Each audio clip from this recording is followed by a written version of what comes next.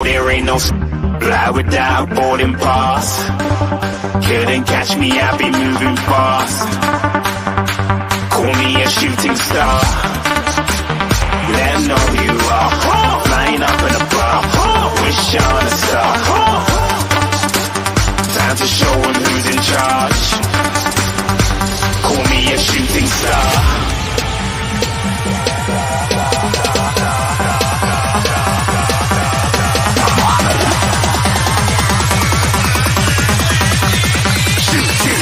Didn't even get to cross.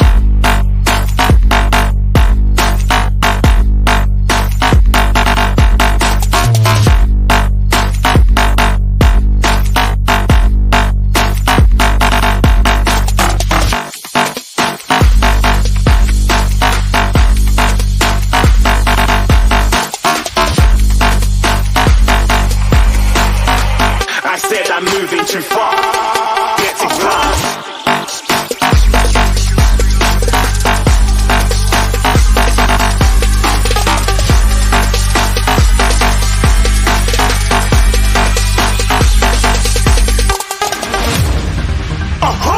Looking at a shooting star. Got more than a couple of people going mad, I swear they're rooting hard.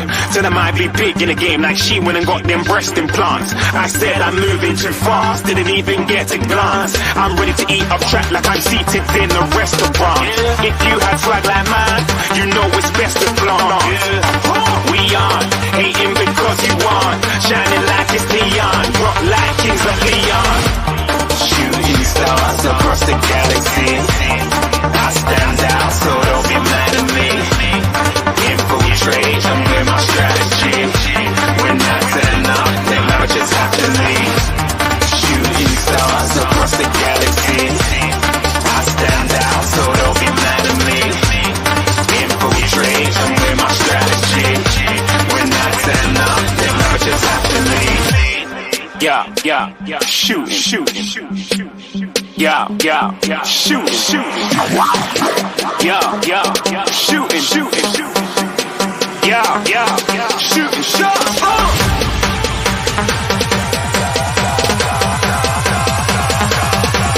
Shooting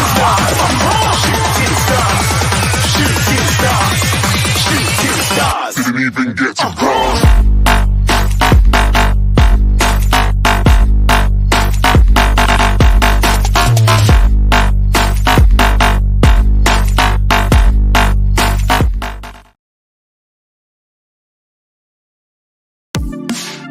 The first game we look for, Robbie.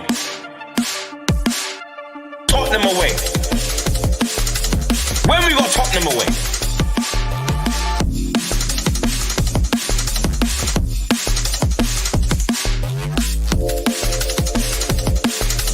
Tottenham away. When we got Tottenham away.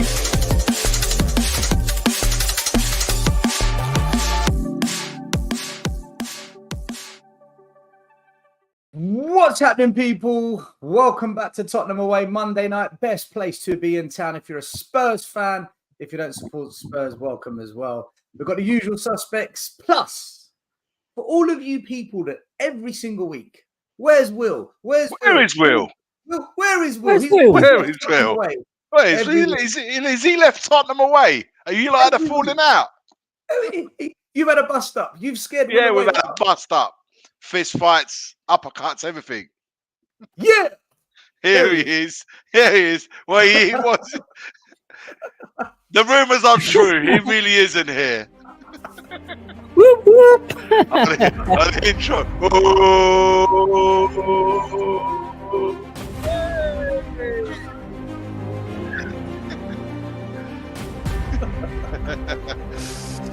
In true Will fashion.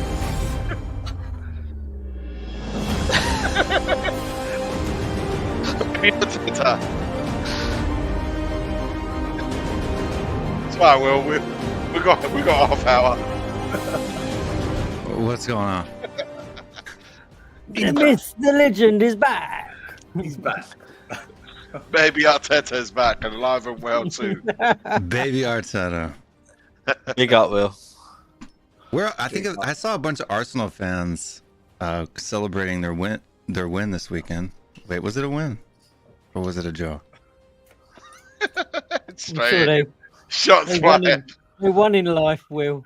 Well, they're going to listen in their defense because, of course, they've got good defense, but in their defense, and I'm going to be devil advocate here, they will shortly be coming back saying, "You said that Spurs will finish above Arsenal," and they're just waiting for those points automatically.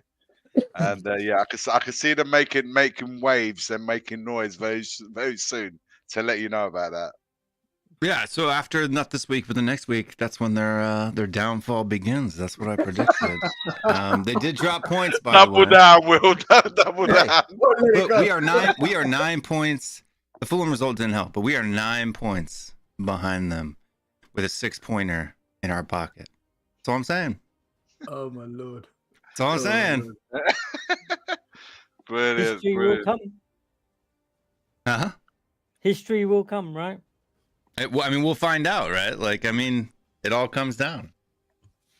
It all comes down. They had to win. They had to win the City in order to, I think, have a chance. And they didn't. So, and I don't. Everybody talks about their defense or whatever. They kept them to 1 shot on target. Yeah, but they didn't. They got completely played off the park. I mean, I can't even remember. I can't even count on one hand how many times they actually even had possession. So It was very Mourinho-esque, wasn't it? That performance. It was very hey, Mourinho. look, they did what it took to get the job done, I guess. But I mean, did they even have the ball during that game? I don't remember. There we go. Arsenal fans that are watching. I'm sure there's many watching right now. We only drew at the Etihad, yes, but we actually scored 3 goals, right? We actually played football, right? We didn't sit on our laurels. Do you know what? I thought it was a better point for Arsenal than what it was for Man City. But personally, when City had players that were injured and they had weaknesses at the back, I would have liked to have seen, if it was my team, go for it. Like, go on, just go and try and get You'll that see win. it in a couple of weeks when we go for it at our own ground against City. Because City are there for the taking, man. They are. That team is there for the taking. So, but Just depends on what Tottenham shows up, which is the story of our lives, right? At least since I've been supporting Spurs. Does the Aston Villa Spurs show up, or does the Fulham Spurs show up? That's flip a coin, right? We got to flip a coin. Heads or tails? Timo will save us. By the way, guys, I just wanted to say this. Great debate show earlier. I just briefly spoke to you two before we came on here, and I caught up with it 10 minutes before I came on. Really good debate show, and many more to come, hopefully, in the future. That would be great. listen, as long as people agree to debate us rather than sitting in the comments after the show, posting on YouTube cussing, then yeah, that's what it comes down to. So debate. I think debate it us. was nice to have. It was nice to have a panel show. A panel show where it wasn't just like like here perhaps where we're unanimous in what we want with these owners, but it was good to have a different perspective and get their argument across and have a healthy debate. It wasn't. Maybe we should set up a debate channel. There's an idea. Stay tuned. There's an idea. We can call it Daniel Levy Apologetics. Happy clapping, whatever you want to. It's just you know what always amazes me. One thing will always amaze me, right? Because I think if people don't already know, I'm very much Levy out, but I just don't. I don't go off in a way that perhaps Stell manifests in a way perhaps Stell does it, but I remain of that effect, and I openly declare that. But it's always funny that when the people that do defend, I'm not talking about the two that came on earlier, by the way. I'm just talking more on a general point of view, not the 2 boys that came on the debate show. The ones that are perhaps more Levy, even if they're more Levy in than out, then no one ever says Levy in. I'm not Levy in or Levy out. That's what you ever heard. But they defend more than they attack. So how can you be I'm not in or out, but then you defend more than you attack them, the owners. So I'm always funny about why can't you just openly declare, say, I'm leaving in, and this is why I'm leaving in, and argue that point, rather than say, well, I'm not leaving in, I'm not leaving out. Well, you have to be one or the other, because if you defend, if you defend them, then you're in, and if you attack them like we do, you're out. So because I can't understand this half and half stuff. Because deep down they know that they're right. Half and half scarves, Maz. Yeah, I can't quite understand it. But it happens. That's how confirmation bias works, right? Your rational brain knows you're wrong, but your emotions have to. It forces you to go against what you know to be false. That's right. And one, I think one of the major things is that they're happy to dispense with our history and what we were. When it comes down to the hard facts that we've not won anything, but they want the good football. And by the way, I have no idea what the hell you're talking about because I didn't say it. So. You didn't say it. By the way, but I'll say it again. I want to make it clear. I'm not talking about Sonny and I'm not talking about Barnaby. That was a great debate show, but that was a debate show per se that I thoroughly enjoyed listening to both perspectives. But I'm talking outside of that debate show, more in general. Yeah, you get the Levy-ins and Levy-outs, and even Levy-outs are very, very, very clear what they are. They're Levy-outs, but the ones that do defend the Levy, they don't actually come out and say they're Levy-ins. They're like, well, I'm not in or out, but well, you kind of are in because you defend that. So, and then obviously there's others who are like, I'm not here or there. I genuinely say I'm not here or there about it. I'm just there watching the football. I want to enjoy the football, and that's it. Which is each to their own. Very, very divisive. Let's say hello to everyone in the chat. Say hello to everyone in the chat. Big up Tony, Tom, Scott M, Sophie in the house, Jason, SVROGBG, Robert, William. Big up to you. Graham, JJ, Ian, John George, hope you're all doing really well. Arteta out, AFC, Anthony Clark, that's a long name. Tom, Anthony, you really Arteta out? Still? There's Arsenal fans Arteta out? I'm surprised to hear that, man. There. Adam, Roberts in the building, Hasper TV. Oh my God. Hasper, your show earlier was hilarious. It was interesting. Spurs 72, Conrad, big up to you. Tom 81's in the house. Narodov, hope you're doing well. Phil Coys, Roachy baby, how you doing? What a name. Luciano, how you doing? Barbaric, Ian's in the house. Adrian, how you doing? Good to have you on the show on the weekend. Sammy, how you doing? Full Works, Darren's in the house. Dietrich's Kane and Mr. Happy. Hope you're doing well. Big up, everyone. Big up, everyone. Big up. Listen, guys, if you celebrate it, if it's your thing, happy Easter. I hope you had a good Easter weekend. Otherwise, Iggy, I want to start here. You went to the game. Yes. Right.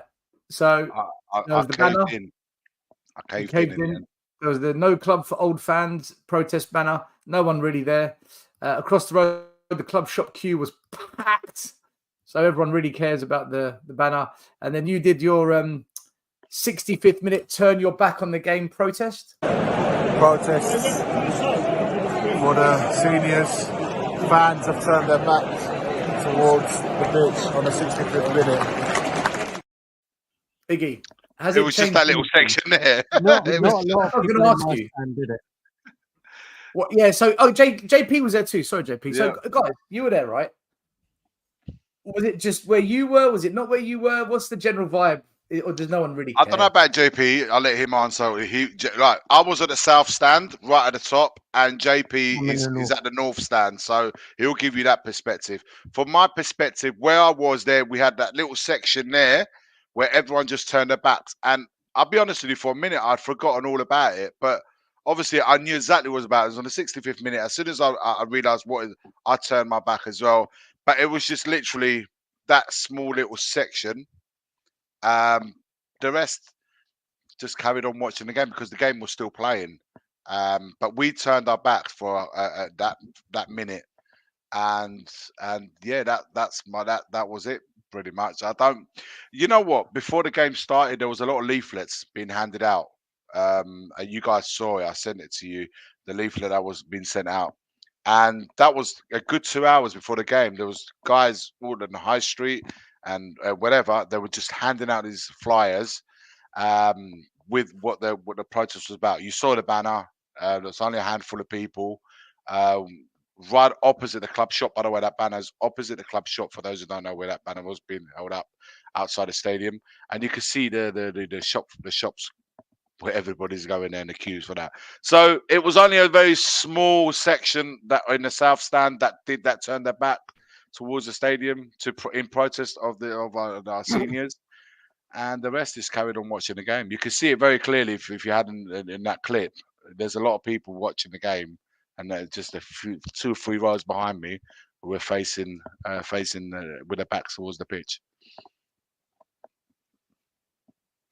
JP, was it the same in your end, or? I did a video on it that I put on our channel. When I went to that place where that banner was, there was literally no one there. There wasn't anyone even promoting it in any way whatsoever.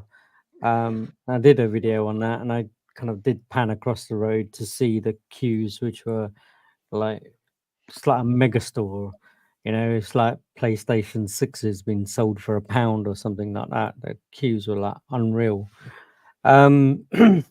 It's sad in a way. I kind of, not that I get really emotional about it, but the fact that we can't even stand up and make a noise or make a stand for our elderly supporters who've been through thick and thin, then literally no one really gives a crap. Did anything happen on the north stand, JP? Did anyone turn around? In terms of standing up within the ground, there was a handful of people that kind of like stood up and turned around. There was kind of someone who I've got to know a few kind of like rows down that I speak to every game. He literally turned around and he was kind of like almost trying to G up people. And people are like, shut up, behave, watch the game. And he ended up having an argument with some of them. So, by the way, on the 27th minute, there was a section of the 3 or 4 fans, a few rows down where I was standing, it was a photo, and I recognised it was Ellie, who passed away, and Ali, who's your fiance. There was a lot of movement on the social media about everyone standing up and applauding the 27th minute for Ellie, who passed away. Again, a section of the fans, even though I've seen the banner, those that saw it applauded on the 27 minutes. Others just carried on watching the game. But look, rest in peace, Ellie. I do want to mention that because I did retweet one of that tweet when I saw it a few weeks ago. Yeah, rest in peace, Ellie. And Ali, brother, big Tottenham fan. Stay strong, and yeah, all the best to you, and my condolences to you and Ellie's family. Nicely put. All right, there was a game of football. I don't know why I do it to myself. On our Friday show, I predicted we'd batter them 4-1. Don't care what Luton's about. I think Matt predicted 3-2, so he was closest. And Brian predicted 1-1 if Van der Ven doesn't play. But look, let me ask you guys, where do you think we are as a club right now? Okay, we're not playing great, but we're not playing atrocious. So I know at halftime the fans booed. They booed at halftime. So I think that's the first time that's happened this season. And then when you look at the stats, you know, basic stats, we did dominate possession, which we always do. Total shots, we had 10 more than them. On target, we had more than them. We put together more passes, which is why we had more possession. And clear-cut chances, they had 0. We had 3. So when you look at the attacking stats, it would suggest that Spurs deserved to win. We did more to win the game. So it wasn't an injustice that we won. We deserved to win it. but the performance is a bit, it's not this wow Ange ball that people keep claiming, and it's not the first time. This is, other than the Villa game, I don't know the last time we played really well.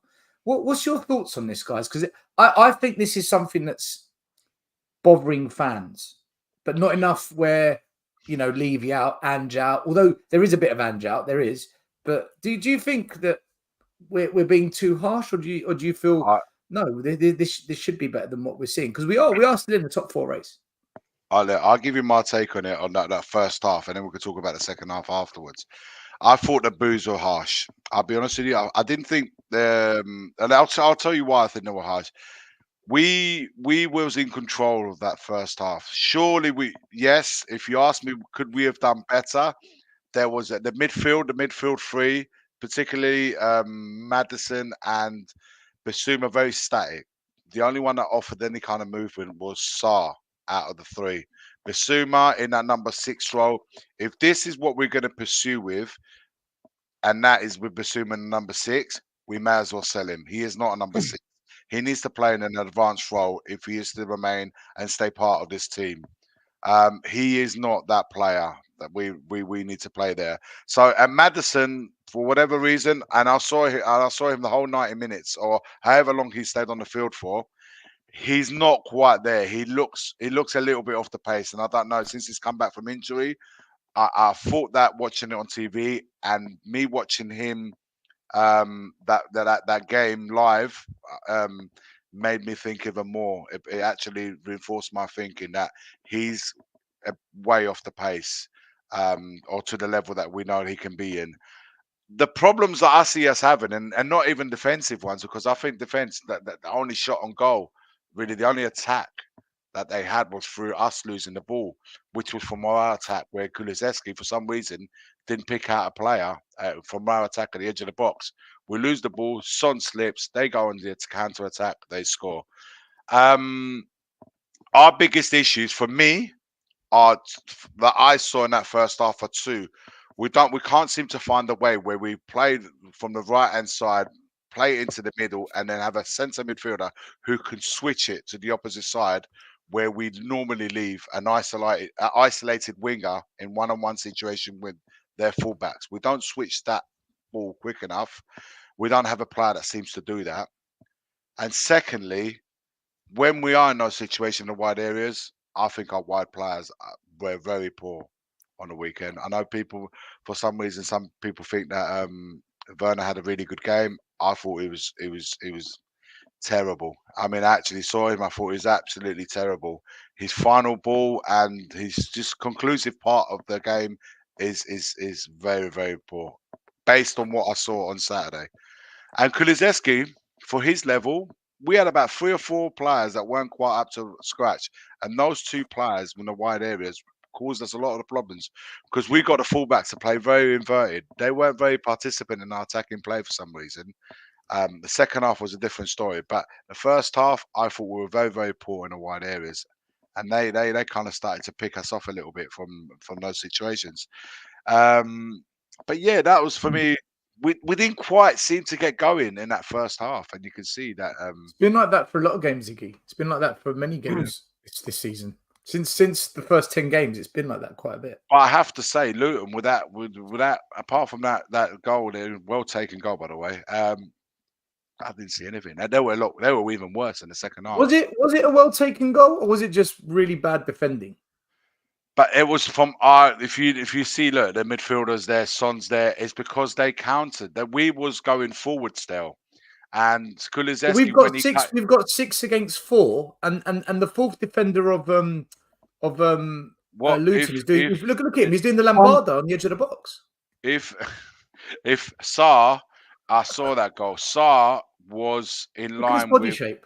Look at the body shape of Dragusin. Yeah, but he got it in the nuts last week. In that screenshot, Sarr was with Chong, and what he done, he followed the play. He was in line with Chong. He actually ran with him the whole length of the field, and then last minute, for some reason, he went to close in when Dragoson's there. Dragoson's doing that because he doesn't want to leave his hands exposed. So if he takes a shot or lifts the ball to his hands, He doesn't want to. Yeah, Romero and Van der Ven, they either intercept the ball or they put in a block. See, really quickly, still, what I say is I had a chat with Shine about this the other day, and literally everyone, like whenever we lose the ball up high, everyone just runs back. Like they don't really pick a man up when they're running back; they just run back. They just run. That's literally it. They just run back. It just literally seems like that. And I watched it back, and that goal, literally, they just ran back. But JP, Sa was in line with Chong. They ran together. So you're thinking, what? Exactly. You're thinking to yourself, and this happened as well for the Wolves one. I think Basuma was in line with him, and then Emerson was jockeying the Wolves winger, and then he cuts the ball in, and you find that Basuma completely takes himself away from the player that ultimately got the ball. He, in this case, Sa was in line with Chong, and at last minute gets to the edge of the D, he decides to leave him and go and close that middle gap. The man is there. The only worry you have to do is whatever happens, it doesn't matter what happens over there, you make sure that this man that you've got near you does not receive the ball. That is your sole job right there. That almost lays down to what they go through in training, because it literally then seems as if in training they're told, get back to your positions. Don't worry about whoever's running where or marking a man or whatever. Get back into your positions because we need you in some sort of a stable position. When we're but our fullbacks in that scene, in this scenario, were high up because they went to support the attacking play. If you see, but I'm talking about in general. Basuma was the one that goes to the ball. He's the one that's close. Basuma doesn't do enough, by the way, to close that ball down. Then that ball goes to the guy that actually has got the ball in that screenshot. See, Basuma didn't do enough. It goes to this guy. Now Drakusin's gone close to him, saying, right, there's nothing that he can do other than they play that ball where he ultimately does play. And then if you look, it's a difficult one because it's like there's no communication, no one scanning the situation to see where the dangers are. And you're taught from a young age, the danger is always behind you. So if you're getting attacked on the left, you've got to watch what's going on behind you because ultimately that's where the problem is going to be. Listen, it's been 3 months. Let's hear Will's take on this. Will, was Luton's goal well taken, or was it just poor defending from Spurs? I think it's a little bit of both. That's such a safe answer. No, I mean, I think Iggy's necessarily right. Like I've seen some people playing Porro. Porro wasn't out of position. He got blocked by the striker. He tried to recover when the ball came across the pitch. I don't agree that Porro was out of position. I think it's more like what Iggy said. I think Pape Sarr should have stayed closer to Chong, but also I agree with what JP was saying too. It's like they do. Like if you watch Dragusin, and the difference between the way Dragusin plays and the way that Van der Ven plays. Van der Ven maybe runs straight back, but he always runs back at least towards the ball, right? Wherever the attack is, he'll run straight back towards the attack. Whereas Dragusin just ran a straight line straight back into the box. Like he didn't try to even go over to Townsend's side of the pitch at all when he was driving down that right hand side, which is good, I guess. In some ways, you want him to stay home, but then if you're not marking men in boxes, that's what's going to happen. And it was just unfortunate that Porro ended up running into the striker. Otherwise, I think he probably gets a block in there. But so it's a little bit of both. Well placed goal, right? The corner. Baccaro had no chance. But Will, do you know? Will, sorry. Do you know what I found though? When Townsend was running down the wing and Basuma was the player closest to him in that position because he's gone to go and jock him essentially. But what I find that he doesn't do enough, and also I don't see the cuteness in some of those players. If we are getting caught, and don't forget that attack started on the back of Kulusevski cutting in and not picking out. We was in numbers forward. He didn't. Yeah, and we actually had the men over there. It was a bad pass into Son too. Son had to turn around and run the backwards exactly to get that. to the ball. And that's why you find him in that screenshot because once he slipped, he started chasing the back.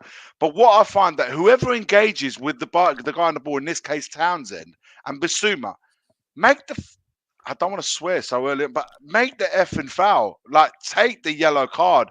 I don't listen. I say to whoever I'm watching playing, if you're in a situation where you're outnumbered and they're on a counter attack and you're at numbers and you've got players running towards the goal, that is the worst scenario you can be in when you're chasing towards your own goal. Whoever engages with that guy on the ball has to make the foul. Make the foul, take the yellow, we reset. We don't get caught on a counter 3 minutes into the game. That for me, I found a little bit, and I don't see enough fouls. You see so many stupid fouls, but the ones that actually need to be made don't get made, and I can't get my head around that. I think if you look at a lot of the goals that we've conceded this season, it's always been like, even against Fulham, it was those balls across the box. For whatever reason, we have a really hard time defending crosses. I don't know why, but we do. Right, it's balls from the right-hand side of the pitch to the left-hand side of the pitch that we always seem to concede on. See, Dietrich's in this comment here, right? Sorry to go off point a little bit. You've got to read it out. It's a super chat. I'll read it out. It's no problem, because he adds a stupid comment after a stupid comment and he pays for it as well, which just tells you the level of stupidity that Dietrich has. You know, it's still number one in the league. Okay, fine. Yep. Please sack fraud Ange. Right. He's saying sack fraud Ange now, right? Not only to sack him, which is stupid alone for a manager that's been in charge for 7-8 months, but he's a fraud as well for playing Kulusevski. And this you will find. I can accept that. But it's just a stupid comment after a stupid comment, and the luxury you're paying for it. So thank you, Dietrich. Every time you put a super chat, thank you again for another stupid comment. It has been acknowledged and read out to you. I hope you're having a good smile, and I hope you're well. But yeah, you just keep paying for stupid comments. You really don't need to. We already know the level of stupidity that you have, so don't worry about it. So yeah, Dietrich, in case you didn't understand, you say stupid things. In case you never heard that word, and he pays for it as well. That's the thing that can. I mean, it's like keep them coming. For those who don't know, by the way, I'm gonna be. Me, Dietrich and I, we have a love-hate relationship because we support rival teams in Italy, and he comes out with his comments to deliberately derail me. But it's all love, by the way, guys. So for those who are not familiar, my relationship with Dietrich is, but he's still stupid, by the way, for still writing those things. After all that.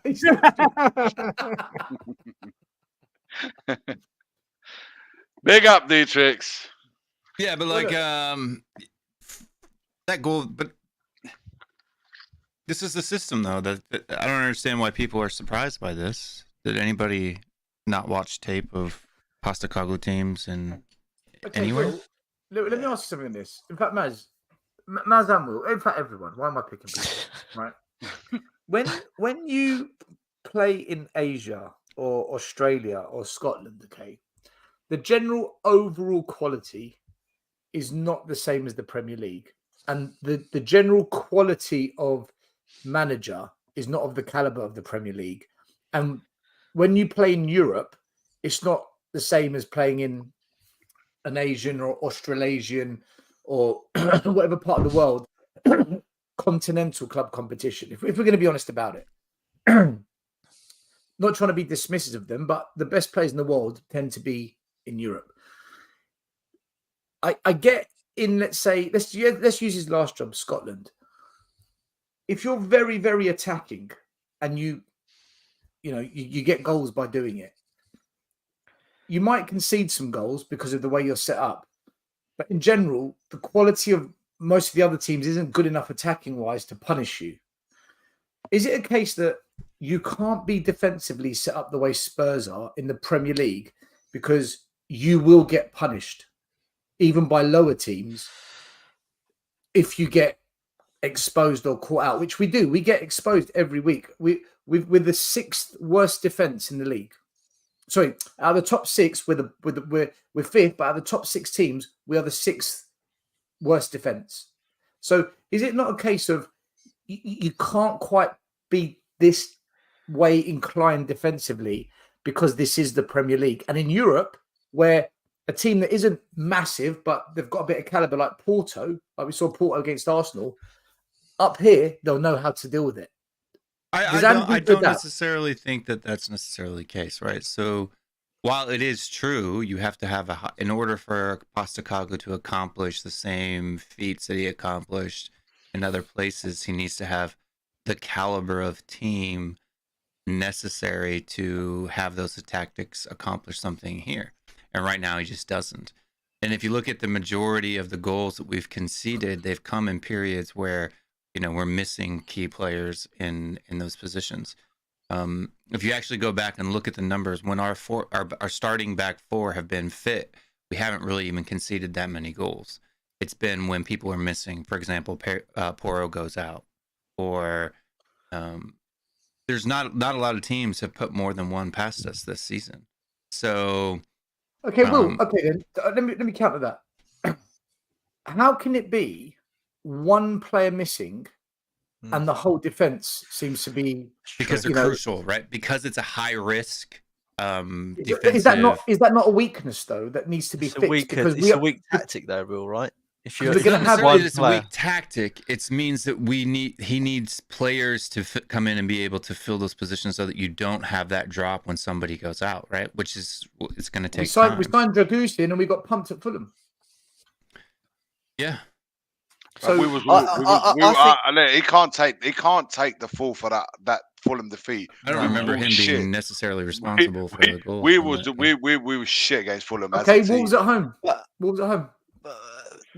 We need the characteristics. Sorry, Maz. We need, if we're going to play this way, we want to carry on playing this way. And I hope in a way that Ange uses this season to learn a few things. Perhaps what worked in other leagues in this league won't necessarily work. So he has to go through this curve because it's the first year that he's played in the Premier League. Maybe this next season he will make some adjusting accordingly.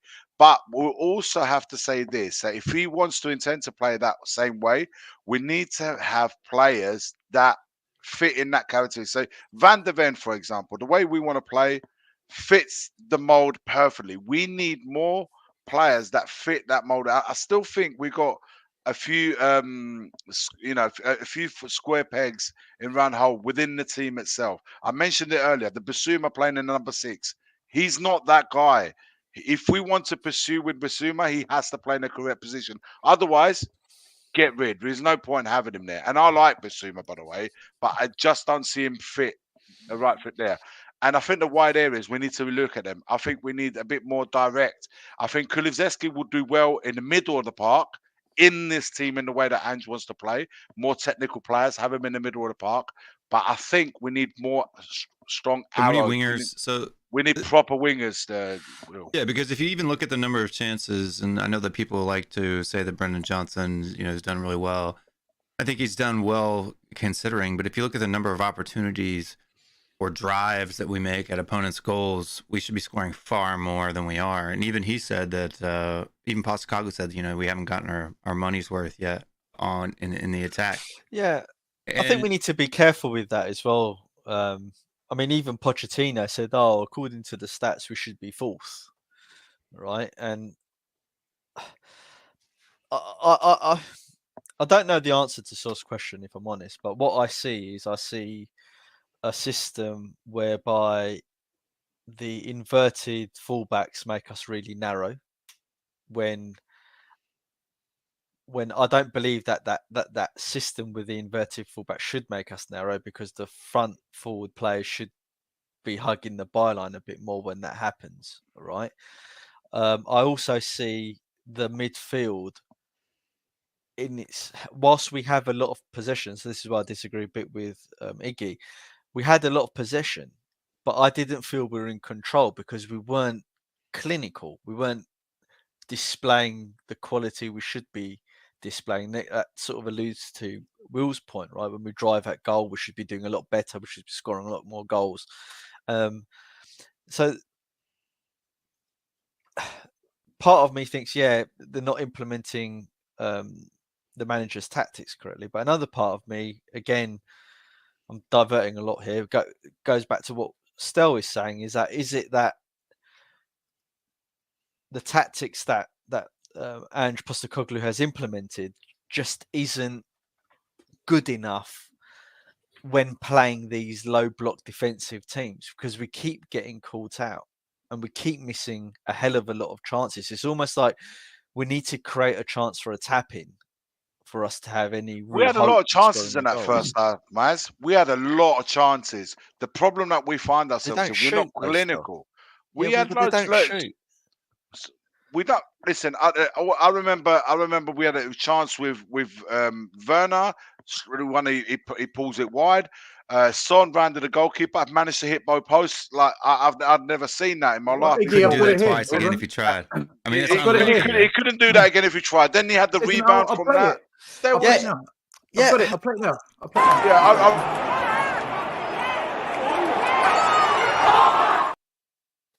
He could have scored that.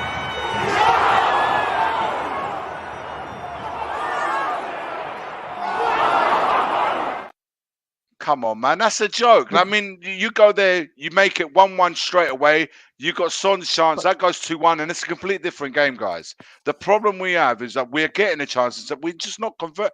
We cannot convert these chances. This happens. Doesn't just happen in this game. This happens out of the 30 games we played, or 30 games, 20 of them have been like this. Okay, man. So then I ask, tactics. Then the tactics are creating chances. It's the quality of players that aren't finishing the thing. This is what I'm trying to get at. I agree, but what I'm alluding to. Hold on. What I'm alluding to is I think it's a mixture of all of each individual points everyone has made. It's a bit of everything.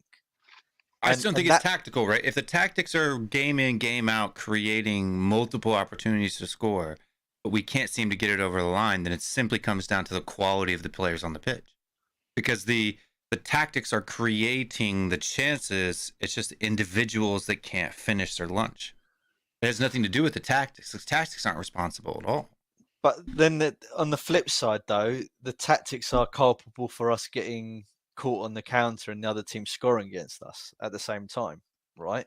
So whilst we were creating a lot of chances, as what you said earlier, Will, this is what happens in this system.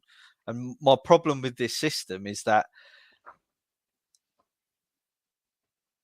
it's too lopsided. We create a lot of chances, but we're almost creating chances for a tap in to occur, rather than being that's the style, fluid. isn't it? Yeah, right. And I don't like that. I don't think that's good football. And also as well, it's with the tactics is it makes us really narrow, so we can't deal with low block teams. So the only reason we started playing well against Luton was that they, in the second half, they started opening up a little bit. They weren't sitting as deep. Maz, let me say this: the two changes in Lo Celso and Bentancur added. He had bags of energy. He pressed a lot harder. His pressing was really, really good. And this guy here, Lo Celso, I will say this, and I've given him shit all year round when I've seen him. This game here, he brought when he's come on. He brought cojones too, and he brought leadership. Two things that me and my bro anyway picked up on it straight away. And he was what I hadn't seen, and I saw very well in a live match. Is him talking to when the player was when the ball was off the pitch or one side of the pitch. He was talking to Werner to tell him to come inwards a little because he was very isolated on that left-hand side. He's having a go at Werner. The game will be on the right-hand side, and he's staying on the left, and he's calling him over 2 or 3 times. He was shouting at him. He told him once. He told him the second time, all in the space of 30 seconds. On the third time, he actually stopped, looked at him, and said, "You get here now." And then he came across begrudgingly, but he came across. So that I saw a lot more. But he was also very good on the ball. Bentancur pressing was intense. I think that's what he added energy and intensity in his pressing. So what I'm trying to say is sometimes it's the players. Will's got a point there. It's the characteristics of the players that we need to improve. So you got to pick and select the ones that are doing it. The ones that aren't, then that's the areas we need to improve on. To see then once that happens, then Postecoglou will say, right, I like what I'm doing. Okay, maybe I need to review something here. But how we're kind of like a team that's in some elements we're very much there. In others, we've got very good defense. We can play high up. We probably need someone with Van der Ven's characteristics very quick. I guess what I'm feeling is I'm almost trying not to blame the players all the time because I don't know why, if I'm honest. I've not been that I don't happy this listen. season. I've never ever. I've just saying. I would never with all the players. It's all it comes down to this. If you want to play a certain way, you need to have players with those characteristics to embed your tactics and also fulfill exactly what it is that you're these are asking of Angie's them. players. These are Angie's signings. This is my because point. the reason I'm not trying to blame the players is if I blame the players, then we've got to replace basically about 8 of the. He sounds like Daniel Levy. It's not 8. But it's definitely in the look. I mean, if you look at the number of goals that we've conceded with a full back line, it's not very many actually. It's always when somebody's injured or somebody's out, somebody's removed from that starting 11. The problem is our depth, right? We knew that coming into this season. We known that even after the winter transfer window. Always talked about for the past year is depth. I think and right now our biggest weakness, I think, in this system is one, our fullbacks. I honestly don't think that Udogie has been as good as people want to praise him this season. I mean, how many goals is he directly responsible for at least playing somebody in behind him or giving the ball away or doing something silly out there on that left-hand side? He's still young, so I think he has room to improve, and he's great going forward, and especially in that high, like filling that half space in between the left wing and the striker. But defensively, he's a liability. I haven't heard any single person say that Udogie is a defensive liability this season, but I think he's absolutely far worse defensively than Pedro Porro is. Pedro Porro's never played, opposing players in on goal. 3 or 4 times this season has Udogie done that. Right? First time you could say it's a mistake. Second time, maybe. Third time, come on, that's an attribute that needs to be fixed. And then our wingers are just awful. It's sad that what's his name, Werner has been the best winger in the second half of the season, and he's horrible. Like none of us want him to stay next season, but he's been the best one creatively out of the 3 that we have: Johnson, Kulusevski, Werner. So that's where our huge weakness is, right? Some playing as a striker, fine for the system. I think it works well. Then you have Richarlison's definitely not it. So we have a lot of players in that front line that need to be changed. If it was up to me, I'd get rid of all of them but Son. And we need. That's why I'm saying. That's why I'm being exaggerating. I said Iggy after the game. I'm exaggerating, but I would add to your list, Will. So that's 4 players there. But I think along the lines of what Iggy said, Basuma, I don't know what's happened to him, but he's had nearly 2 seasons. He's playing in the wrong position, Maz. Sorry, JP. Yeah, but with Basuma, for me, he's not first that 10 player. games, he was brilliant, right? He's not that player, guys. He has all the wrong characteristics to play the number 6 role. The other thing, very quickly, I want to say, what changed in that second half, other than the 2 guys that we spoke about, Lo Celso and Bentancur, Brennan Johnson, what happened with him on the right-hand side? The 2 things. One, we was losing a lot of time. By the time we were getting the balls to the wings, we was losing a lot of time because they're both inverted wingers. With Brennan Johnson, as soon as those balls got into Brennan Johnson, he was very quick in what he wanted to do. But also, as soon as the ball went into him in the wide areas, from the off, by the way, he did that. He started putting those balls early. Bang, in the box. Bang, in the box. He was literally putting them in as early and as quickly as he could. So we can try and capitalize on mistakes and errors, because it was literally those balls were either going into Son, which he had a chance which the keeper saved, and then the second one was into Werner, which caused their own goal. But they were happening very, very quickly. We went with a lot more intensity. The fact to have a right-footed player, the right-footed player on the right-hand side helped us massively to do. I'm not saying Brennan Johnson now is David Ginola. I'm not saying that, but what he did well. And I can see, by the way, now, what I did see in parts of that game is I could see Brennan Johnson how he would fit in a Postecoglou mold in the way he wants to play. I'm not saying he's the David Ginola. I'm not saying that, but I can see the intensity in what he tried to do. No. Based on this game, I'm talking about this game. I'm talking. Listen, guys. But Johnson was okay on the right. Like I'm talking about what I saw. My comments on Johnson is what I saw live in the Luton game. I'm not talking about him in the whole season or Okay, for as fair long enough. as you guys been. Fair enough, I'm fair telling enough, you what I saw on Luton and against the what changed relegation the game. teams, you're right. Against the relegation Fine, teams, you're right. you can piss on it. I don't. Yeah, I'm telling I'm you not. what I saw. No, you're saying it against the relegation, but They also in the course of the season, still in the Premier League, you do have to play against relegation teams as well. So I'm not saying he doesn't have No, that he's good use. against it. I agree. He's good against Fine, those lower fine. level When we teams. have Europe next year, if we go Europa and or the Champions League against the better team, by the better players, and against the relegation teams, like you're calling them, play Johnson. I'm cool with that. Play those players. That's the squad I'm cool with rotation, that. right? My concern. Can I, Maz, I just want to do a quick 2 super chats because I keep missing them out. Soul Boy says, boys, be honest. Ange is just following orders. I think he's out Don't of agree his with depth. Orders Why from is who? he out of his depth? Orders from who? And why is it exactly? Why is he out of his depth? And whose orders are they? No. Plus, I think it's silly because every one of you guys out there, and even on this panel, except for maybe me, said that we were going to finish 8th this season. Yep. No. I said. Now you've done it. No. Correction. I have to correct people when they say so, when they don't say factually what's right. I said if we make it back into Europe this season for year 1 under Ange, if he takes us back into Europe, it's a successful season. I've always said that. So if he makes it top 4, brilliant. If he brings us into Europa, I think that's a good season. I said we will get top 4, and I've said it ever since the first 10 games, and I've stuck by it. I still think we will get. You top said 4. we were going to win the league there. No, I've never said that. After 10 games, you were like, if we double down in January, if we double, yeah, I've said if we buy 3 quality, if we buy 3 quality players in January, double down and bring those players in, we're in there. We're in the mix. But we didn't. Yeah, we didn't. Another super chat from Connor, CMO Sports. I did tell you. Let me shake the. I don't have Magic 8 Ball with me. Spurs still finishing above. I think.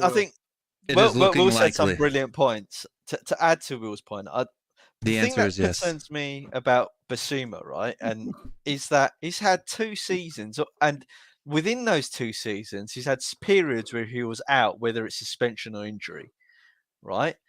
And he's had periods in both those 2 seasons where he's looked good, and then all of a sudden he goes bad. And I'm not sure we can deal with another player like that. We already got players like that in Lo Celso and Ndombele. Now it's gone now. And other inconsistent players. Kulu's becoming quite inconsistent, I think, as well. So I just can't see how he's going to fit in, even as a backup, because I don't think he would be happy as a backup. No, get rid in that case. If he's not, then we need to get rid. If he doesn't fit in that system, then he needs to go. Another thing as well is and Wayne Bonner, big up Wayne Bonner, he warned us about Maddison, right? Maddison is a quality player. I'm not saying he's not a quality player. But again, he said get used to him getting injured and then being inconsistent. He'll have periods where he's phenomenal, and he's going to have periods where he's takes a not while very good. to get I mean, back. Bar Fulham, though, has he had a bad game? Let's be honest. Say that again. Bar Fulham, has he had a bad game? I don't think he had a good game yesterday. I don't think he's been good since other than Aston Villa.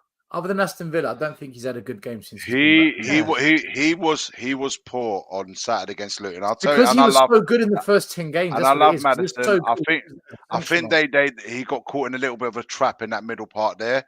What I did see though, and credit has to go to the manager as well. He was savage on Saturday. He took Basuma off. He took Maddison off. He weren't playing on Saturday. Ange took them off.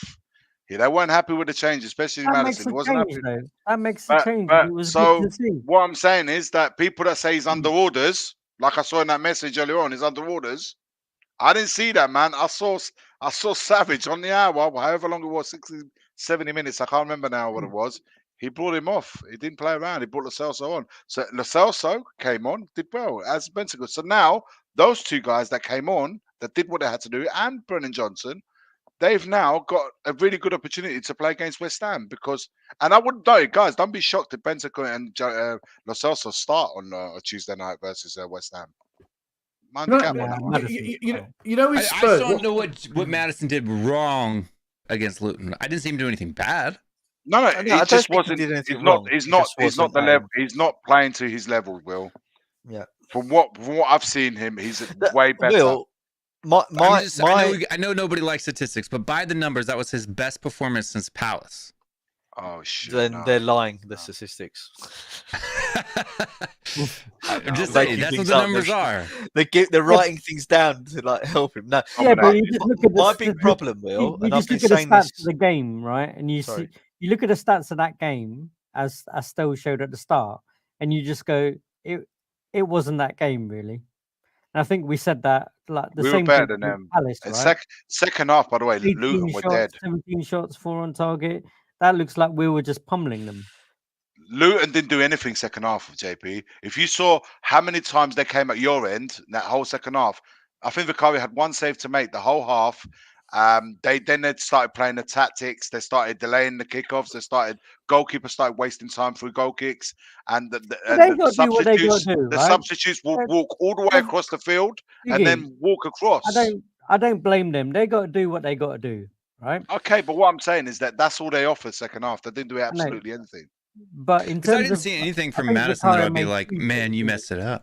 I just don't understand why people are out with pitchforks for Madison or saying that he's like the only game that I've watched that I thought that he played poorly in was against Fulham. It was all where he's tripling over himself. I'm not out for pitchforks for him, but I just think that the player that we need, I believe, needs to be more like an Eriksen than the Maddison. Because Eriksen used to dictate play really well. I don't see Maddison dictating play. I think Maddison's really good when he's in and around the box. But in terms of making the game flow, I'm not sure he's that type of player. We're not playing a Pochettino 4-2-3-1 either, right? Like, so it's a different or. What Postecoglou wants is somebody who's good in and around the box, right? That's what he wants. Is that guy who drives to the byline and plays the ball back.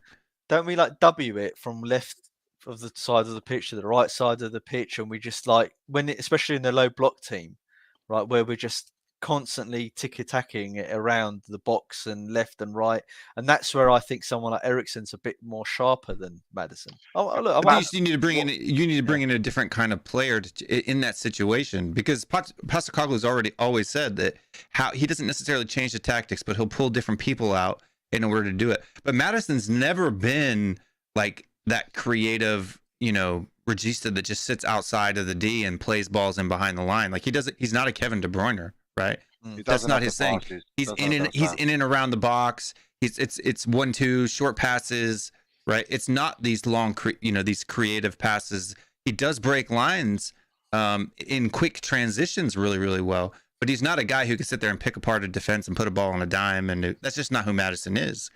So I think when we have expectations for a player that goes outside of the range of who they are, like it's like complaining about Son Heung-min and saying, you need more from him aerially in headers. He needs to score more goals with his head. It's just not his thing. He's not that player.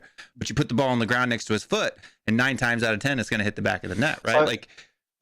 I agree. So is it the case then that Sarr should be that player? And he's not. Sarr's definitely not that player. No, but I'm just saying, like, we need that in the team, right? Someone who can unlock the low block teams. Yeah, that's why I've always wanted to see Maddison and Lo Celso together, because Lo Celso is a little bit better at that. Lo Celso plays a little bit deeper. He's a little bit more of finding that quick pass. But Maddison is more of a attacking minded 1-2 quick transitional. Because think about how he played at Leicester. They always played on the counter, right? It was him and what's his name? Starts with V. Can't remember all the time. Vardy. Can I want to weigh in on this, right? For me, I think there's so many problems with this team. It's not one thing. The way we're set up is to be high up the pitch, press the team. No team turns over the ball high up the pitch more than Tottenham. The amount of turnovers from the press that a team forces, Tottenham are number one. So our pressing game is it was the best in the league. We've got the best pressing game in the league if you want to win the ball back. Fact. It's not even an argument. It's a fact. The issue we've got is when we are up there, are we creating enough chances? Yes, we are. We don't finish them. So you could go back to the Luton game that we won 1-0. Address that then. Oh, no, what? No, it's more than that though. Hear me out. Richarlison missed 2 free chances in the first 10 minutes against Luton away. Do you remember that? Yeah. Against Luton away. Then you look at other games where Kulu he's not making the right pass when he should make the pass. Then you look at Brennan Johnson, where against the top 12 teams in the league, right? Not the bottom 8, the top 12, he goes missing in 80% of those games. Then you've got Timo Werner, probably the worst finisher I've seen in a Spurs shirt in decades. He's abysmal in front of goal. Then you've got Richarlison, another one. Against the bottom 8, Richie turns up in 70% of the games. As soon as you get to the mid-table top teams, he goes missing. Maybe scores 1 or 2 out of the 12 games, okay? So for me, I agree with Will. I would get rid of every single Brian Hill, Timo, Johnson, Kulu, Solomon. I'd get rid of the bloody lot of them. I'd only keep some, and I would replace the whole freaking lot. Then when I go to the midfield, we do not have a proper out-and-out 6 who's consistent.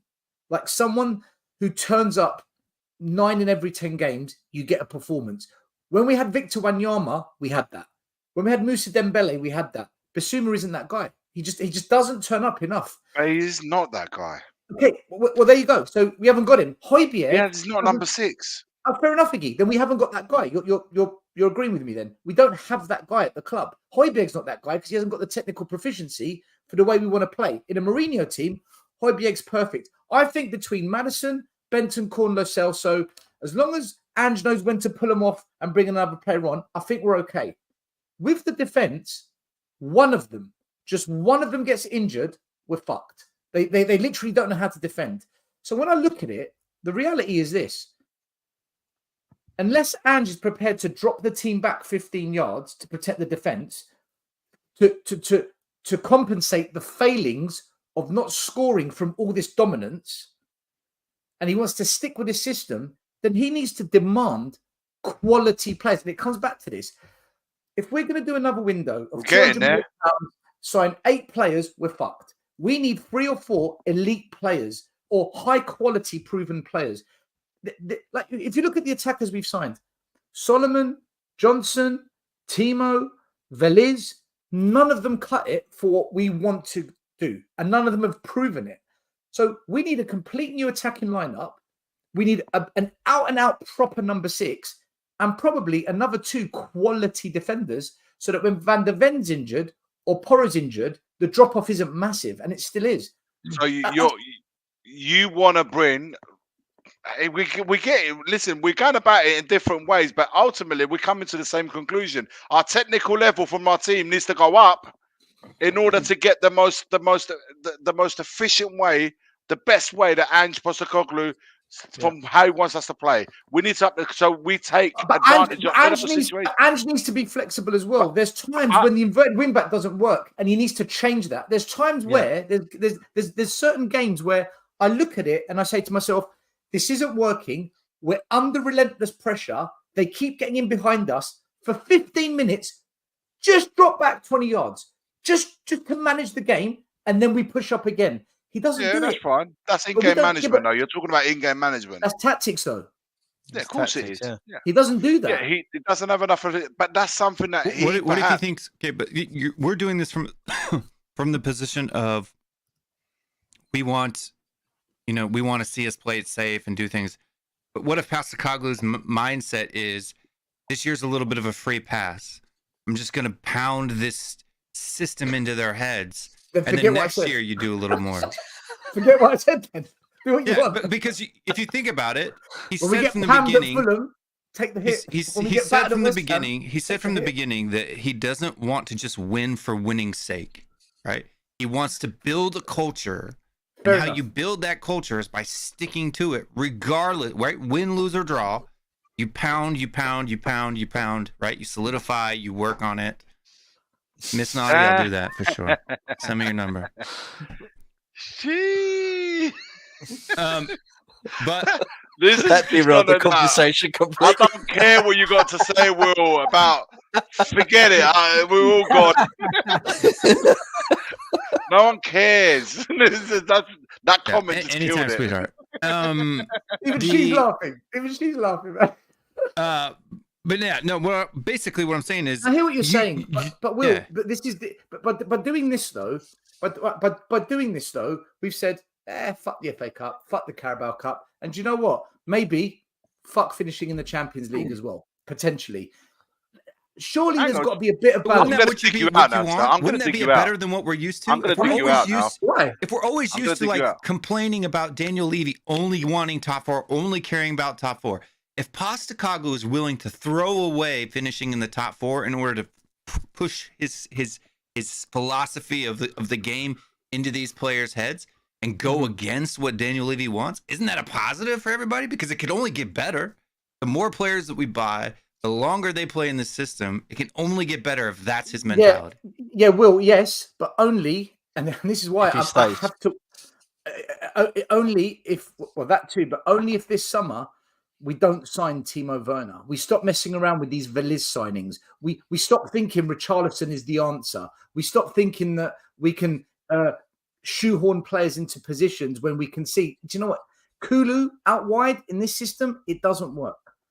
It doesn't. Yeah, but I mean, that's why Postecoglou is himself. He doesn't get buddy with any of the players. Like everything we know about Postecoglou is that he doesn't have like favorites. He's like you said yourself earlier, he's ruthless. He takes people off. Like if he doesn't see him fitting, he goes. Everything you're saying is correct. In the media, but the problem is hold on. there's too many.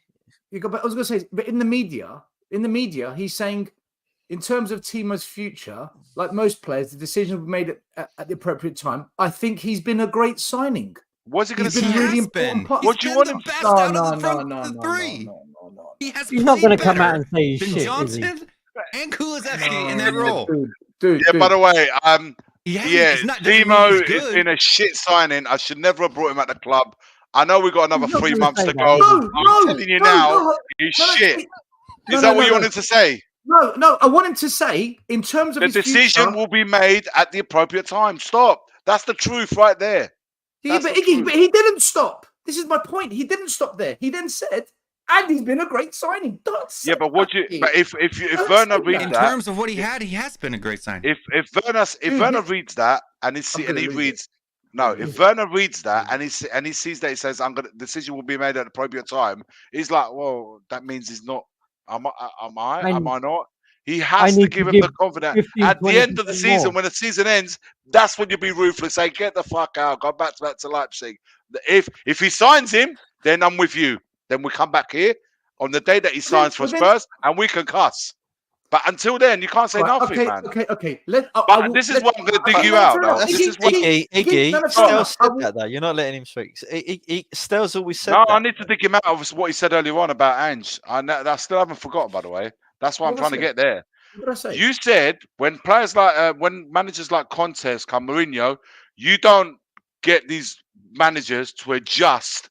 You go by what you back them and give them what they want because that's their way. Why should they change for anyone? Now you're telling Ange, you're telling Ange should bend over and adjust because the players that we got are not. So wait a minute, what is it here? Are we gonna stick to what Ange does, and this is what we bring him the players that to do their tactics that he wants to play high up, whatever you want to call it, and fulfill him to get that best tactics going as far. But you also now saying adjust. No, because when we signed Clement Longley and when we didn't signed want Conte to adjust. Hold on. When we signed Danjuma and Clement Longley under Conte, I went nuts when that happened as well, and I called out those signings. So I'm calling out this one as well. Yeah, but Timo Werner's been way better than Danjuma. Way better. But no, Will. But my point isn't who's the best. Brian Gill, right? Better than Brian Hill. Better than Brennan Johnson. Okay, but better than Kulusevski in the second half of the season. No, but Will, I'm not comparing Timo to Danjuma. The point I'm stating here is under Conte, I called out signings as well. These signings, I did the same thing. So I'm not being like what Iggy said. No. What I was saying is that you're saying that Ange should adjust to the players that he's got in his system right now. The players that he's got in the squad right now. No, Iggy. We never asked that of Conte and Mourinho. No.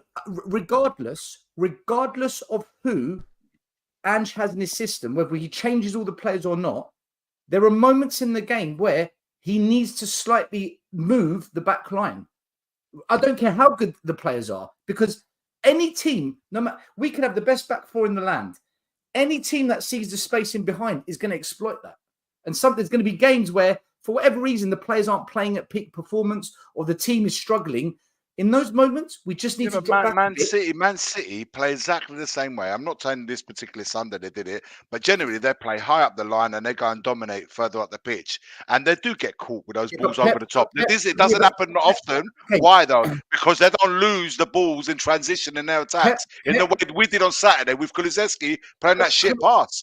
You don't see Man City doing that. Correct. But Man City, Pep has learned to tweak it against certain teams that know how to target City. Okay, then maybe he needs to learn how to do that. Forget this season. And his teams can break down the low block. Pep has adjusted. Pep has tweaked. Even Klopp has tweaked. I'm just saying. Over time. After 4 years, and he's got his squad now, right? Yes. That was his squad. And then even Pep systems, he doesn't change his system mid-season. Right, but I'm saying Pep doesn't change his tactics mid-season. He runs the system for an entire season or two and then changes again. Like he freshens it up and freshens it up and freshens it up over time. He's been there at City for like, what, 8 years now? But to be fair, though, still didn't say he needs to change his whole tactics. He just said he needs to adjust for those periods in the game for 10, 15 minutes. Yeah, game management. 15 yards. Didn't he? Let's be fair. That's what he said. How many games have we played where our tactics... because where our tactics have been... the way we've played that game, we cause more damage than good. Against Luton, like I said, we should have been ahead 3 or 4-1 up. Easily. We should have got... That game, if at the end of the 90 minutes, should have been 4-5-1. Purely on the chances that we had, which were not just half chances, they were proper chances that we didn't convert. So that needs to be addressed, number one. Two, yes, I agree. When Van der Ven is missing for his characteristics that we play out the high line, we need to definitely get someone else in there that suits. So if Van der Ven comes in, someone else can come in with the similar characteristics. I get that. And the midfield, we need to see, and the wings for sure, they need to be a little bit more direct, and hopefully, and I say hopefully, we don't play with inverted wingers, but we play with a right-footed player on the right side, a left-footed player on the left side. I think we would dominate a lot more. There's only been 3 games this season where we haven't dominated statistically, and that's the Liverpool, the Chelsea game, obviously, and then the first Wolves game. So the only 3 games we haven't dominated statistically. Yeah. So against dominate, do you mean having most of the possession? Is that what you mean? Most of possession, the most shots on target, the most chances created. That's what I'm talking about. Dominating. What I'm trying to say, so like there were games like I'm in the top of my head. I'm thinking about Aston Villa at home, where we completely and utterly dominated. We had so many chances. We came away with a defeat that game. There's games like that we've had with Spurs where we've created so much more, didn't convert, and ended up getting shafted at the other end. If you don't convert your chances and you don't dominate when you're not converting your chances when you're on top, and the opposition, the opposition. Sure, Iggy.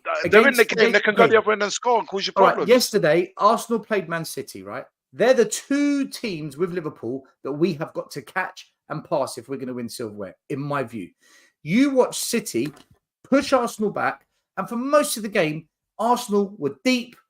Low blocking, but you know what? They didn't look like they were going to concede. They looked structured, and that's not the way they normally play, but they were able to adapt to it. When we do that, Everton score 2-2. When we did that against Wolves, last 10 minutes, 4 years. No, but Iggy, my point is they have the ability to adapt to a different style. Currently, I'm only going by now. Maybe in 2 years' time, I won't be saying this. Currently now, we never adapt to how the game's going. Arsenal went there a lot. I thought, do you know what? This is going to be end to end because they're both good teams. I wonder what's going to happen. What I saw was one team dominate the other, and the other team say, fine, we're just going to lock it down. You ain't going to score. And they pulled it off. If that was Spurs, I don't know if we could have locked it down like that. If the game wasn't going the way we wanted, I don't know if we would have had it in us. And that's because I don't think we are coached to adapt to that. I think we're like, no, this is it, and that's it, and nothing but that. And maybe that works in certain leagues, but in this league, I don't think you can do it. That's how I look at it. Arteta yesterday tweaked things, yeah, like you said, they went almost against the way they play and adjusted to different. But this is a team that's been with Arteta for a few years now. He's also a manager that's never managed. He's also a manager that's never managed. Hang on, a very clear idea. This team, Arsenal, have a very clear identity right now. So if they tweak it, they know that this is just for this game.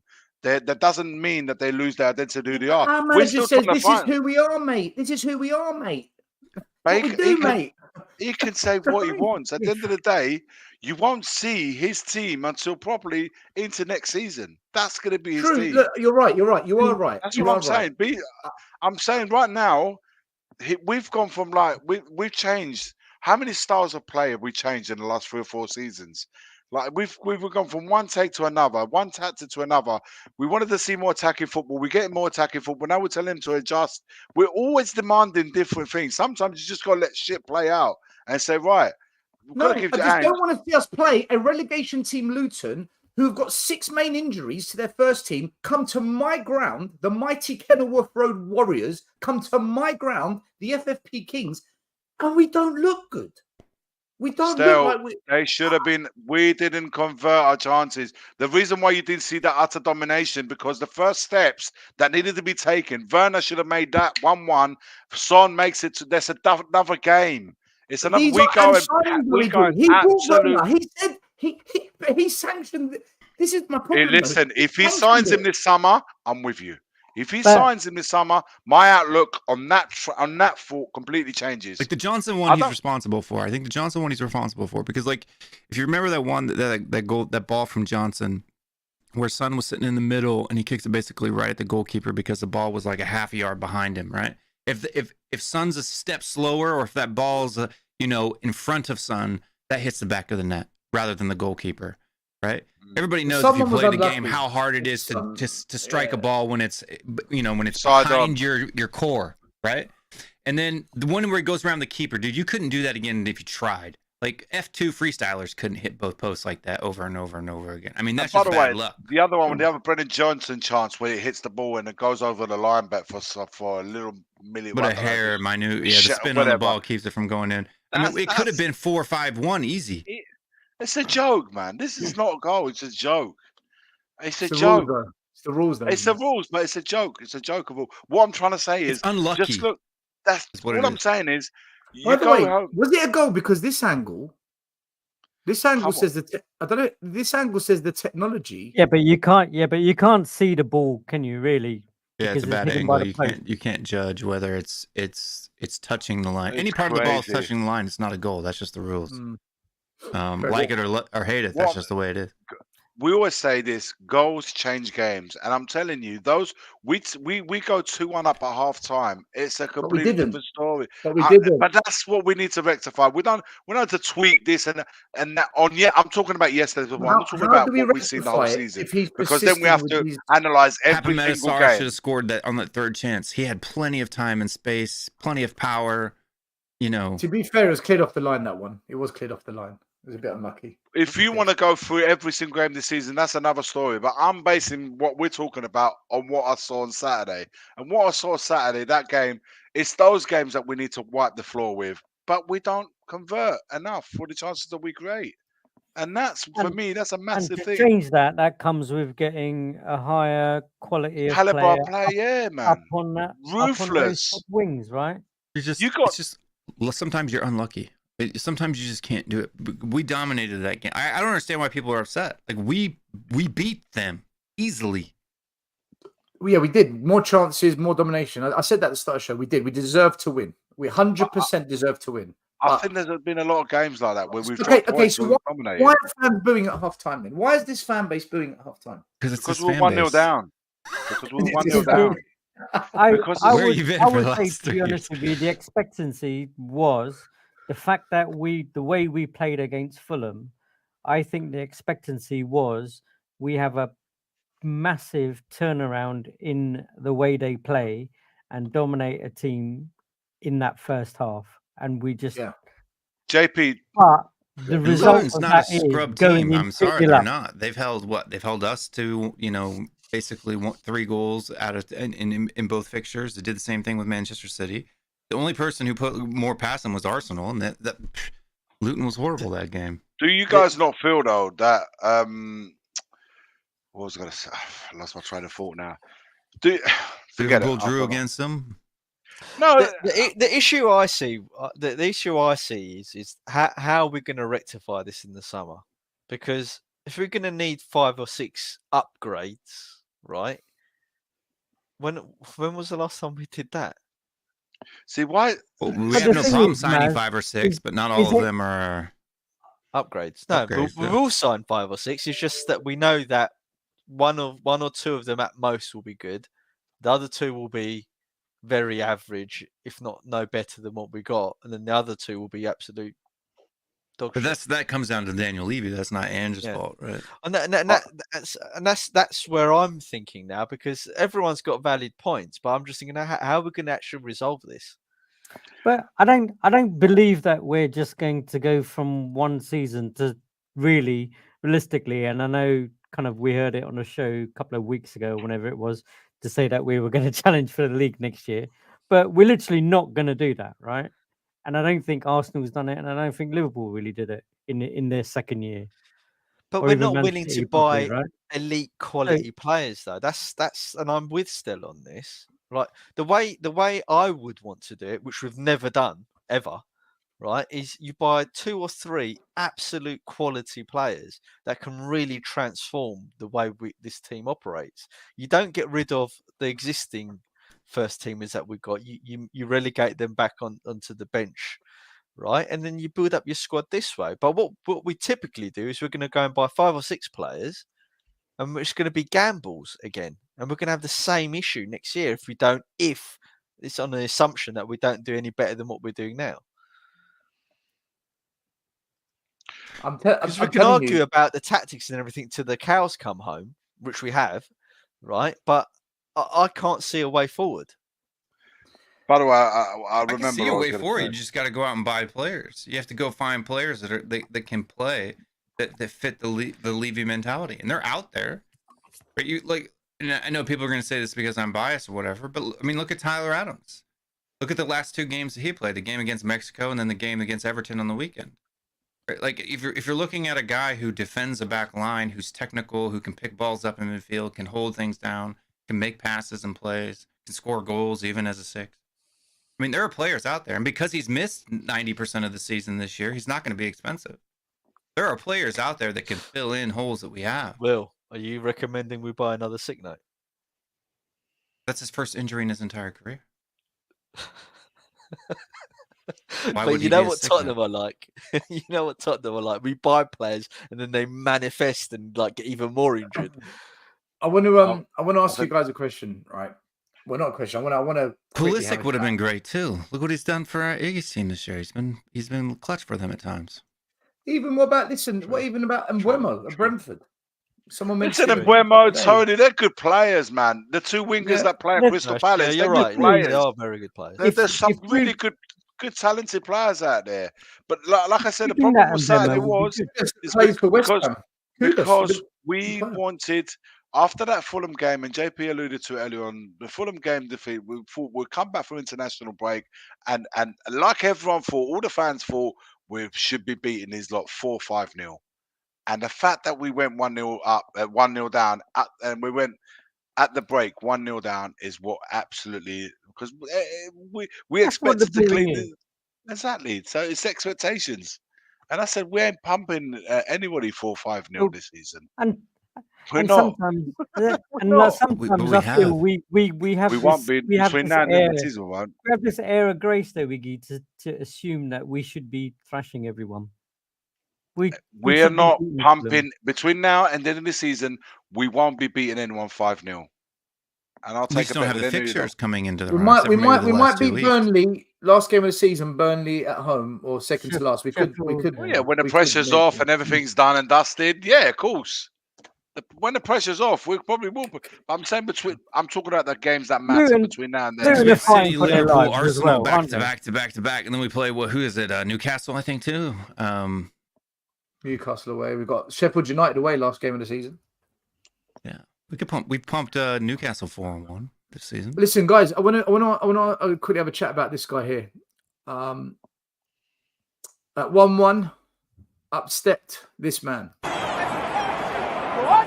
Keep going!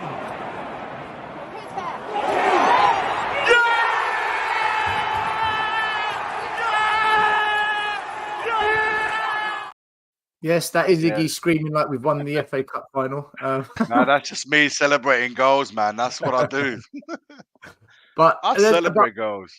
But according to Stell and Maz, I should have been in protest. I should have stayed quiet on the 86th minute when he scored the winner. Right, Iggy. Damn right. Just or like box office, respect box office. Never been more disappointed. I should have said, nope, not celebrating this goal.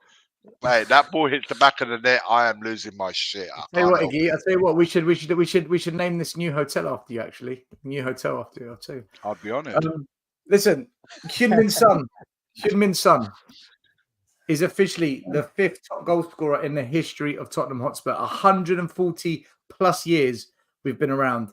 He's number 5 behind Chivers, Smith, Greaves, and Kane. This is an illustrious group of players, not just at our club, in footballing history in this country. Look, he gets stick. We get told, he's not the same player, and that maybe we've got to look to move him on. And okay, we know last year he didn't have the best season, but who did? Let's be honest, who did? And he did have that injury that he mentioned. But where would we be this season without Son? Because when I look at the top 12 games and the bottom 8 games or teams, he has turned up against the top teams, the middle teams, and the bottom teams. Not every game, but he's the 4th highest goal scorer in the Premier League, and he missed 6 weeks for Asia Cup. I think he's the 6th or 7th. I know he's quite high up for assists out of all the strikers. He's hitting the stats that will put him up high by the end of the season, right? Look, I'm not going to ask, is he world class, is he not? I can't be bothered with that debate. But as a player, how brilliant has he been for Tottenham? And this here is no joke. 5th highest goal scorer in the club's history. Like, we need to put some respect on this guy's name, man. And like, before he's gone, he's easily going to be the 4th, right? So he'll pass Chivers. And we're probably looking at the next South Korean player now. Trust me. If you saw the turnout that we had on Saturday, fans from South Korea, it was insane. So I don't mean this to be the bad. I think I'm always of the thought is that if there's another South Korean proper player out there that we can do with about Spurs and he's the right fit, bring him in. But I know the way Spurs think is that we're gonna bring him in just because we have the interest around the South Korean players. But look, I don't know what more I can say about Son. I'm a big fan of Son. I've always have been, and I've always gone against everybody that said we should get rid of him. He's rubbish. He's no longer good on the wing. He's not a number 9. He's not a number 7. I don't know, number 11. I don't know, man. All I know is that Son will miss one, but he ain't gonna miss the second one. He is right now. He's probably not as involved as perhaps he was when he's a winger in terms of play. But you know what? When that ball comes in the box and he's there, mate, like I said, he's going to miss one. The second one's in the back of the net. And Son's a guaranteed. He's the one guy that I can turn to that I know that if he gets a chance on goal, like the one that Werner got earlier on, or the one that we showed earlier on, and and so forth, he's going to bury that, man. He would bury that. And my brother said as well, in this club, Son's still the best winger. Unfortunately, you haven't got a good. He was saying to me because he's neutral. He said you haven't got a good enough striker for him to play in the wing. So I said, and JP laughed. We need JP on the left. JP said to my brother, we need Son on the left, Son on the right, and Son in the middle.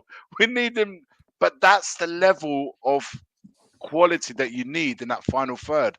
And I'm telling you, we have players in that quality.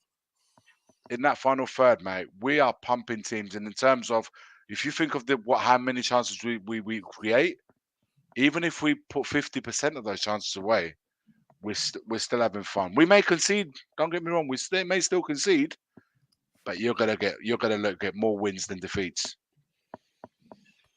That's the level. Son's unbelievable, man. Those I numbers think are no joke.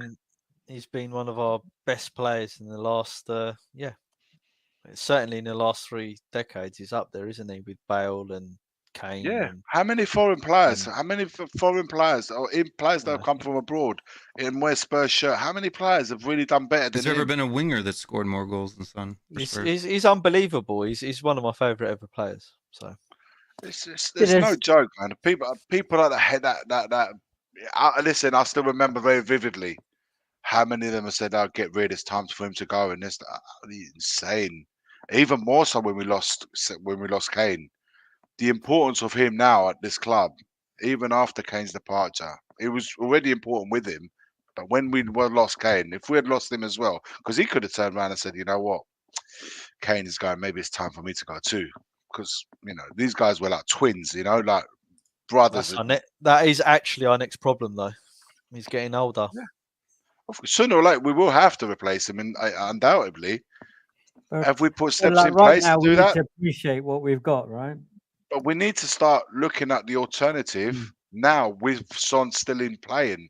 With Son still playing, so he can learn from Son.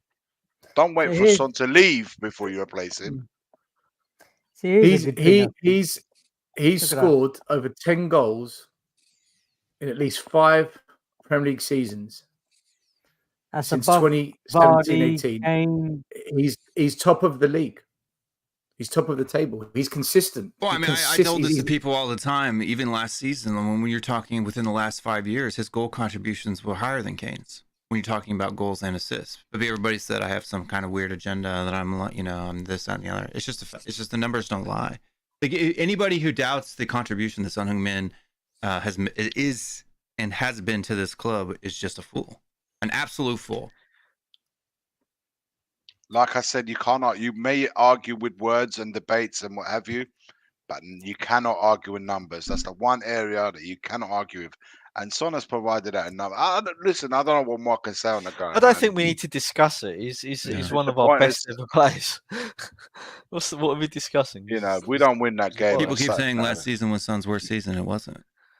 It just means you haven't been following Tottenham for very long. So. And I think, in fairness, they'll brought it up to give him more kudos than anything else, because you know what? He's got into that number 5th spot. Number 4 is coming soon as well. Yeah, by the end of next season, he'll be the 4th highest goal scorer in the club's history.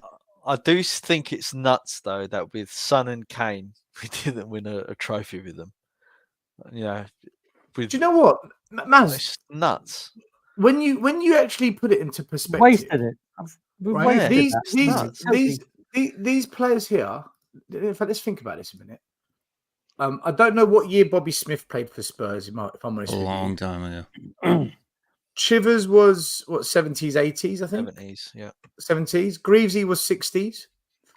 Kane was now. Son was now. In the entire history of Spurs, we've had 2 of the greatest scorers in all our generation, and we never won anything. That, you know what? That is actually a disgrace. Criminal. And we've got some fans, I'm not going to say the name, that are really happy with the way those 3 players have all won something, right? Chivers, Smith, and they've all won something. And 2 of our greatest players in that 5 are in our generation. So we're fortunate not to witness 1, but 2 in our lifetime. That's what I mean. And it's been our greatest ever partnership as well in Premier League history. Yeah, Premier League history. It's nuts. Do you know what? We've absolutely fucked it. We've absolutely every club in Europe would dream of them 2 up top. And what have we done with it? What have we done? I said that before. We've literally pissed it up the wall, having those 2 greatest strikers. So when we're talking about levels in that final third that we've been talking about all night, we should be got Lloris's foreign player boxing. Have you got Hugo Lloris's statement on the? He said, "We just reached our maximum as a team at that Champions League final. Probably it was the right time to refresh the team, but it was not the right time for the club. We were focused on the new stadium.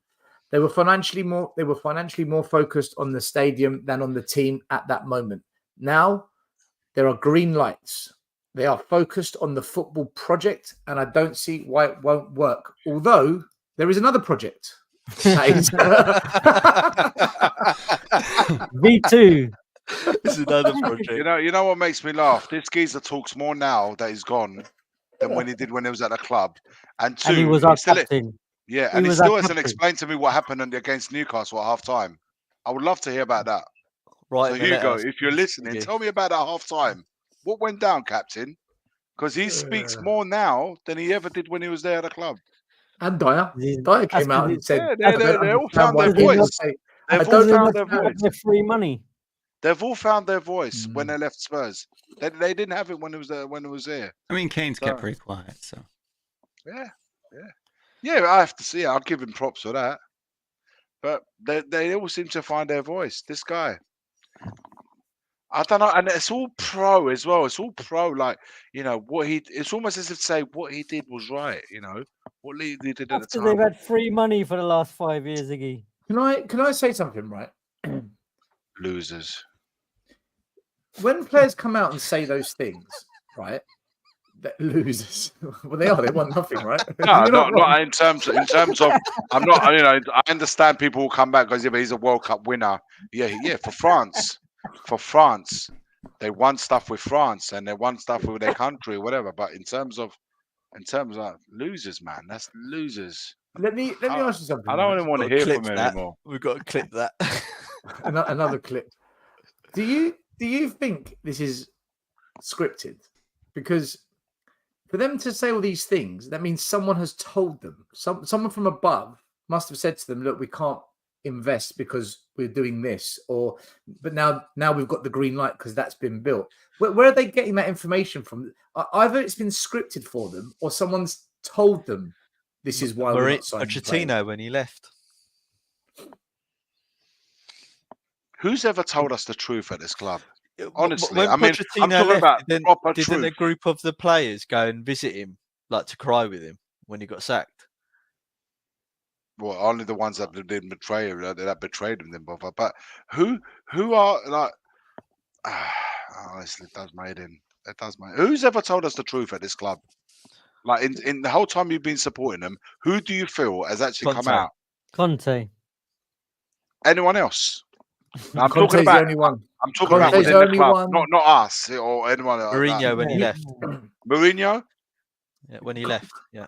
Even half. Like he didn't really come out, did he, Mourinho? Listen, No, but he said things we knew. By the way, I want to extend this to everyone in the chat. I want to know from you guys as well. Who do you feel at this club, the whole time that you've been supporting it, you felt has told you the truth, exactly how it is, rather than all this PR bollocks that we're hearing, like from the likes of Luis and Dyer when he left, and also whatever. Conte. Who do you feel? Only Conte. So in how long? 25, 30 years that we've been supporting Spurs, and how depends on the age that you are. Jose, when he left, too, kind of made. I guess he kind of held back, but he at least lifted the sheets a little bit. I think Chiellini spoke the truth, although he never played for us. When he said it's the history of Tottenham, I think he wasn't lying. That was fucking that has gone down, and that was like, wow, this is how these guys outside of Tottenham see us.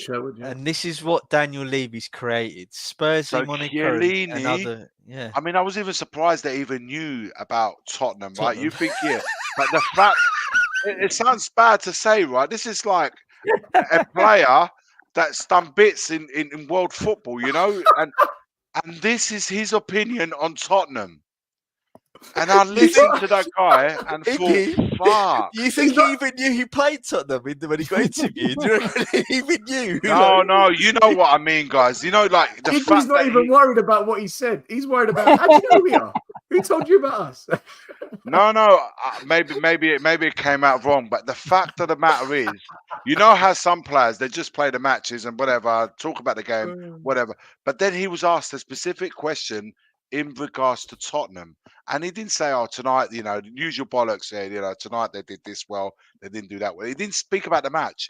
He went in on the club. He went in. Like it was quite in depth, man. He went deep. And that's what I'm trying to get at. How the fuck did he know about us? This is the history of Tottenham. He didn't say about he could have said at any other club, but he went in on us.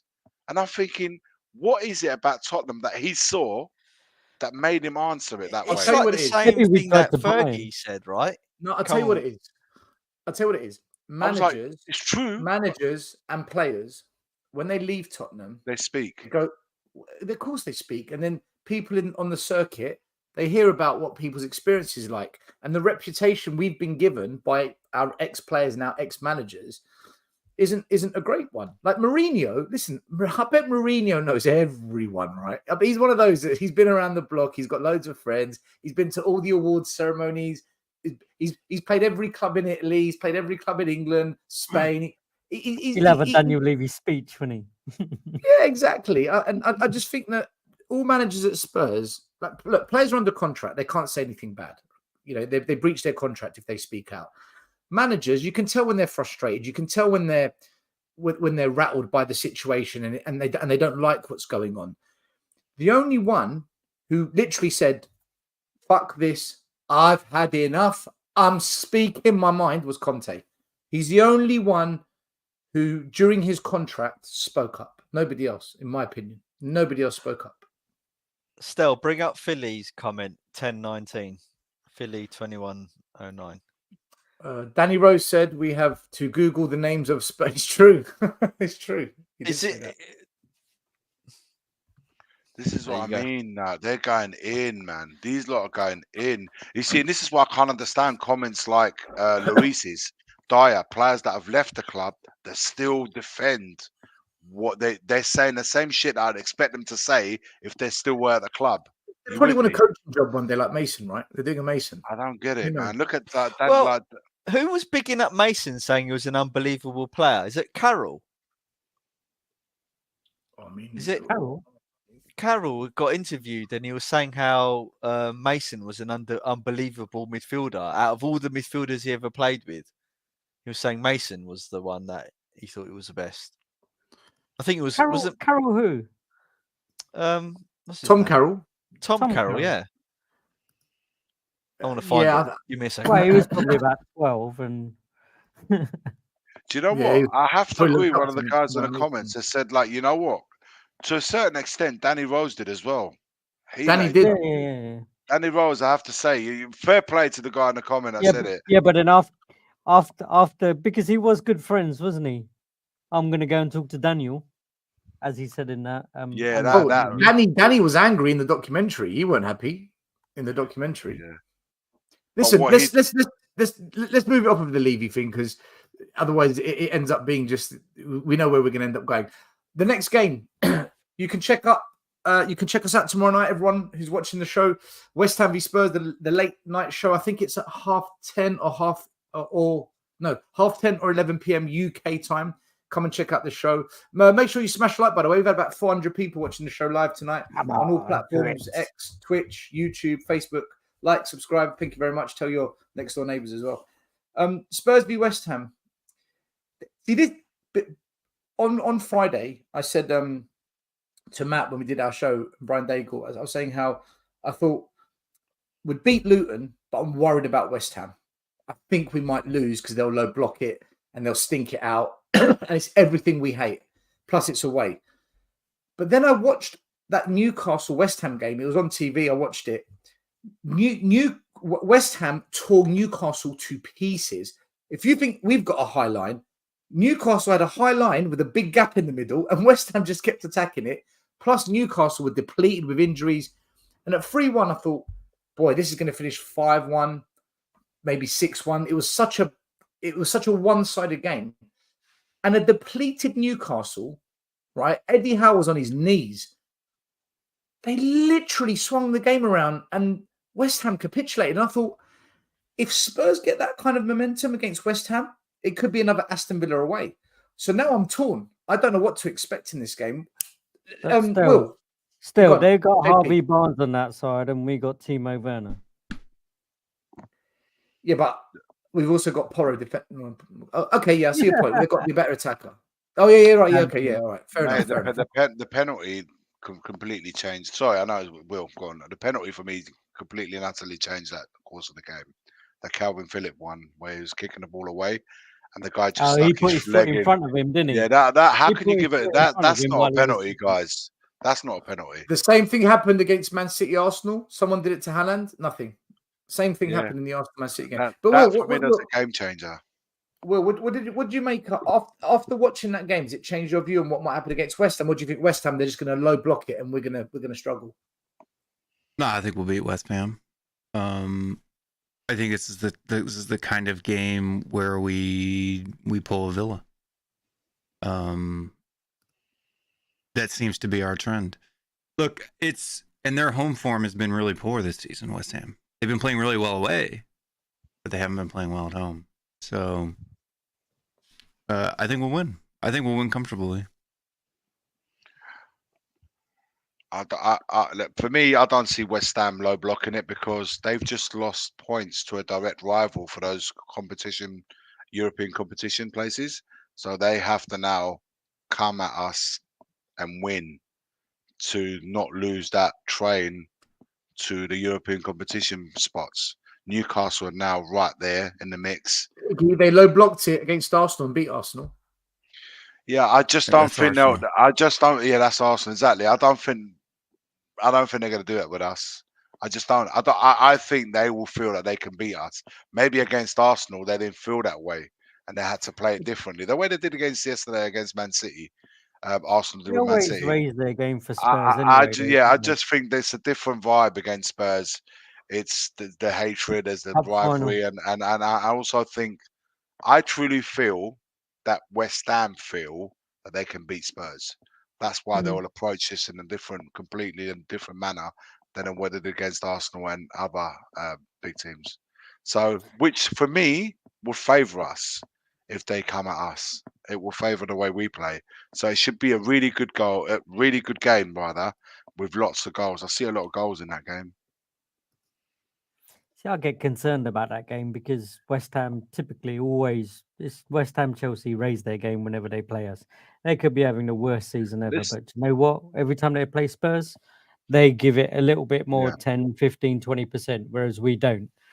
And I think about the gaps that we have as it stands with Bowen and Antonio as their forwards compared to the way we have. Or yes, we have Son, but if the others are not firing, it's going to be down to Bowen, right? And because Antonio's slow, right? He's not going to be able to match Van der Ven's pace. And Van der Ven should be back.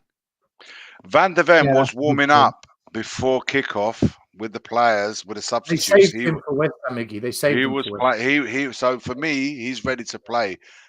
There's going to be a lot of battles in the wide areas. I agree, Will. I think especially that Destiny side where Bowen plays, there's going to be quite a good battle there. But this is a game where West Ham can win 3-1 or we go and win 3-1. That's how I see it. It's in the balance.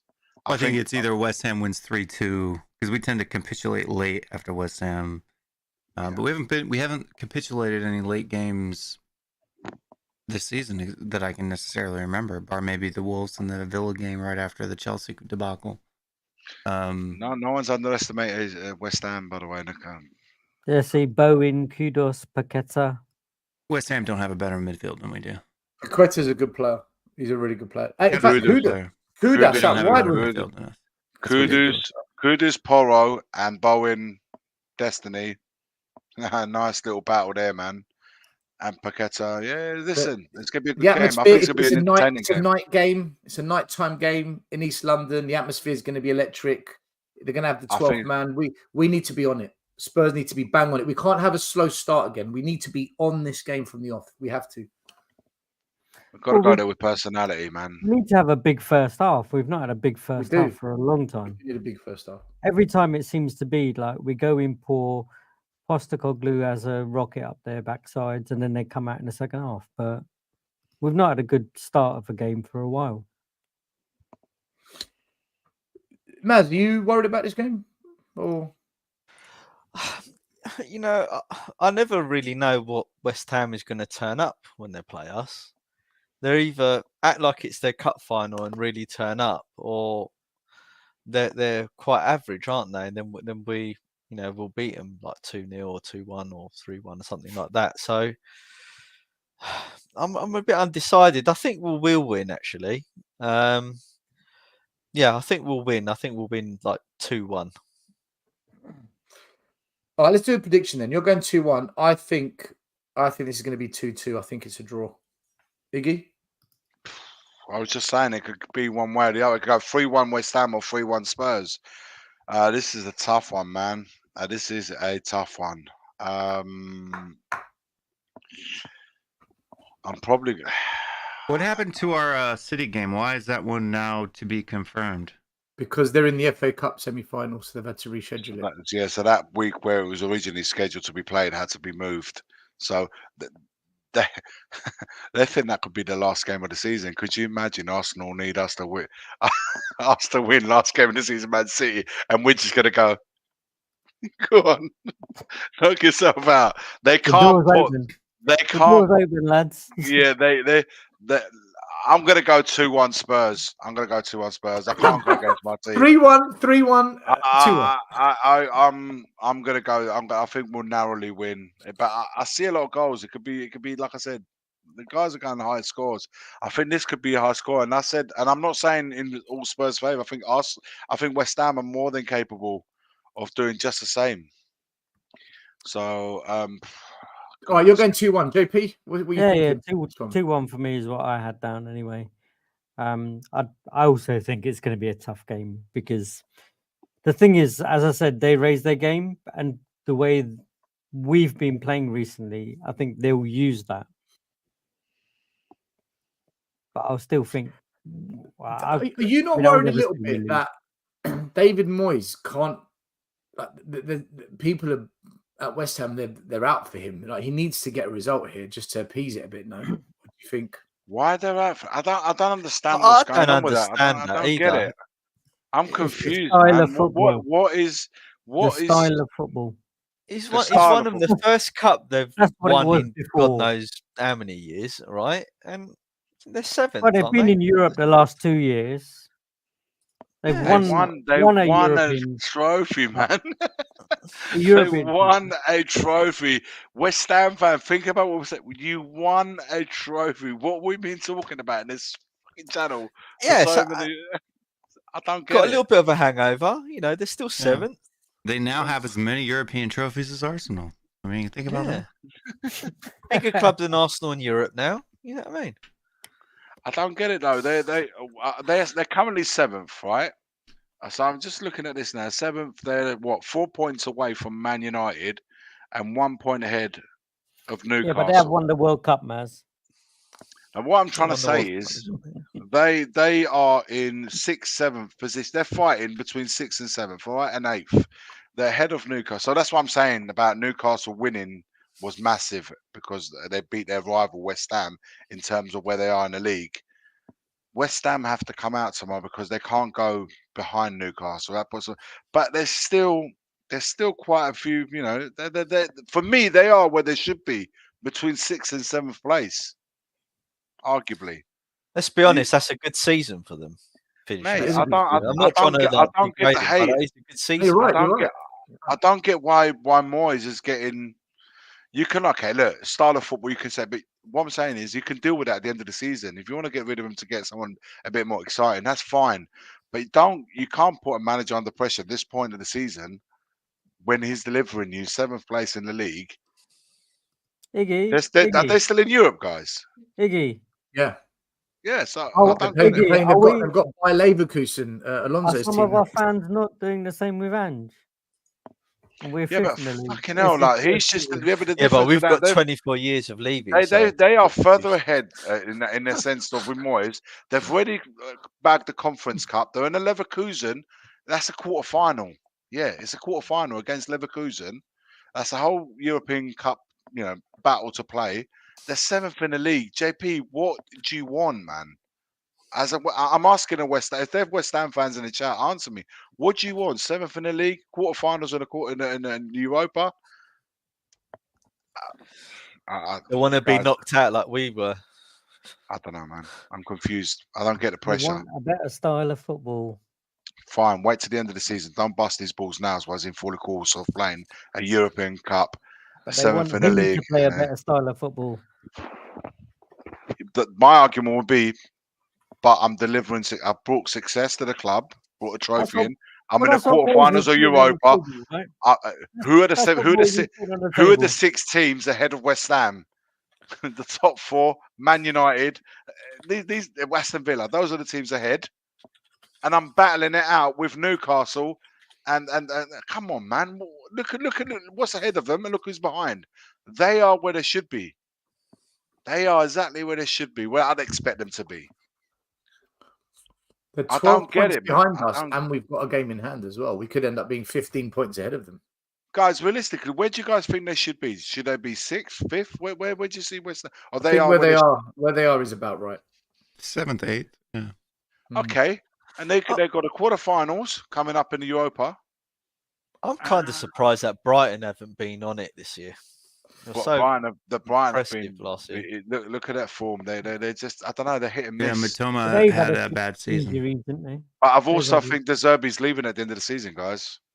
I think this is going to be his last one, in all honesty. I think Brighton lost too many. Where's he going? players. United? I don't know if he's going United, but he's definitely. I think he's going to leave. I think this is the season. I reckon he might end up at Liverpool. I can see him going Liverpool. Yeah. I can see that happening. There you go. If Ange goes Liverpool, would you take De Zerbi? I won't. I will literally. I will blow myself up, or I'll blow the stadium up. I can't. If we lose Ange after 1 year, blow yourself up, I bet. Don't blow yourself up, blow up on Spurs, but you don't blow up. Don't blow yourself up. Don't blow yourself up over time. I'll blow myself up in the stadium. Talk about taking it personally. Yeah, someone's gonna clip that and send that to. Do not watch out for this. Stell's a terrorist. Have you heard? Okay. Don't even start that. No, but I mean, if on a serious note, if we lose our manager after 1 year, I'm literally done, because that's another project, another plan, another process. Ange is not going Liverpool, man. Liverpool are going to get someone else. All right, I know Alonso's declared that he's going to stay. He's going to stay at. Although, in all seriousness, if Ange signs Timo, I want him to leave. Right. In all seriousness, Klopp leaves, and let's say Liverpool do approach Ange. Do you really think he would stay? Yeah, it's a difficult one, isn't it? Depends the conversation how they go down. If I was him, I'd go. You would get money. I think Salah's leaving this summer too. It would inherit a better team. Yeah, Salah's going. Salah. And without Salah, I think this is the last year you see Liverpool in and about the top of the table. It's going to be interesting, man. It's going to be interesting because I think Man United are going to be looking for a new manager as well. So it's going to be a lot happening this summer. Man United, Chelsea, Liverpool. I think De Zerbi. My feeling is that De Zerbi will go back to Italy. That's what I think. I don't think he's staying in England. The Chelsea fans want Poch out.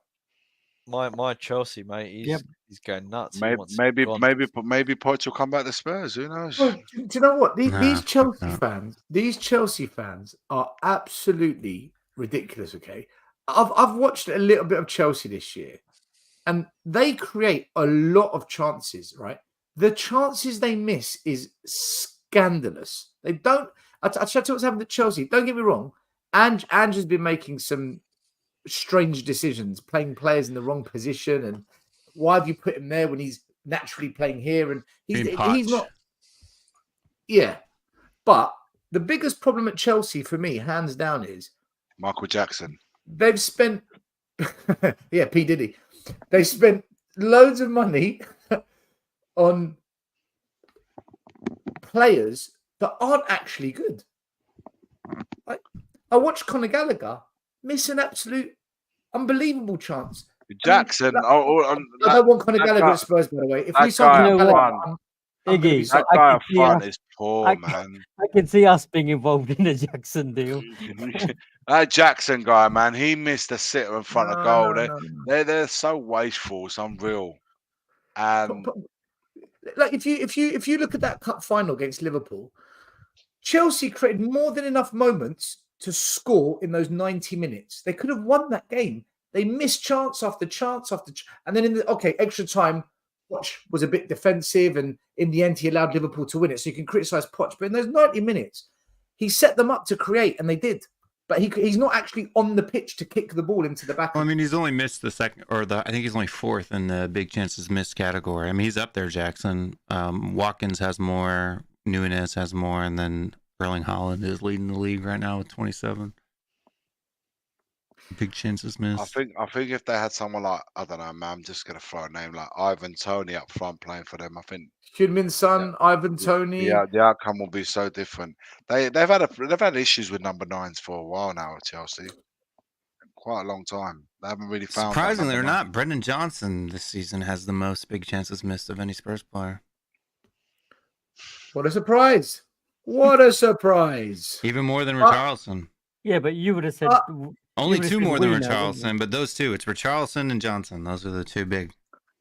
The big stinkers.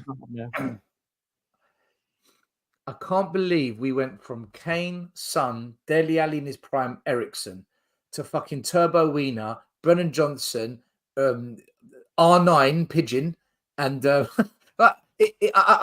gobsmacked that we think this is good. That we've got fans who think, yeah, give it time. I don't get it, man. I just don't get it. The drop off from what we had. Best conversion in the league.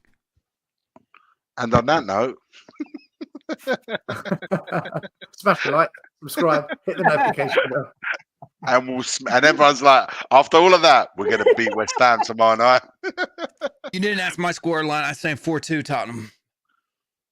Shit. Son is due a hat trick. He always has an April hat trick. 4-2. Who scores first then? I think West Ham scores first.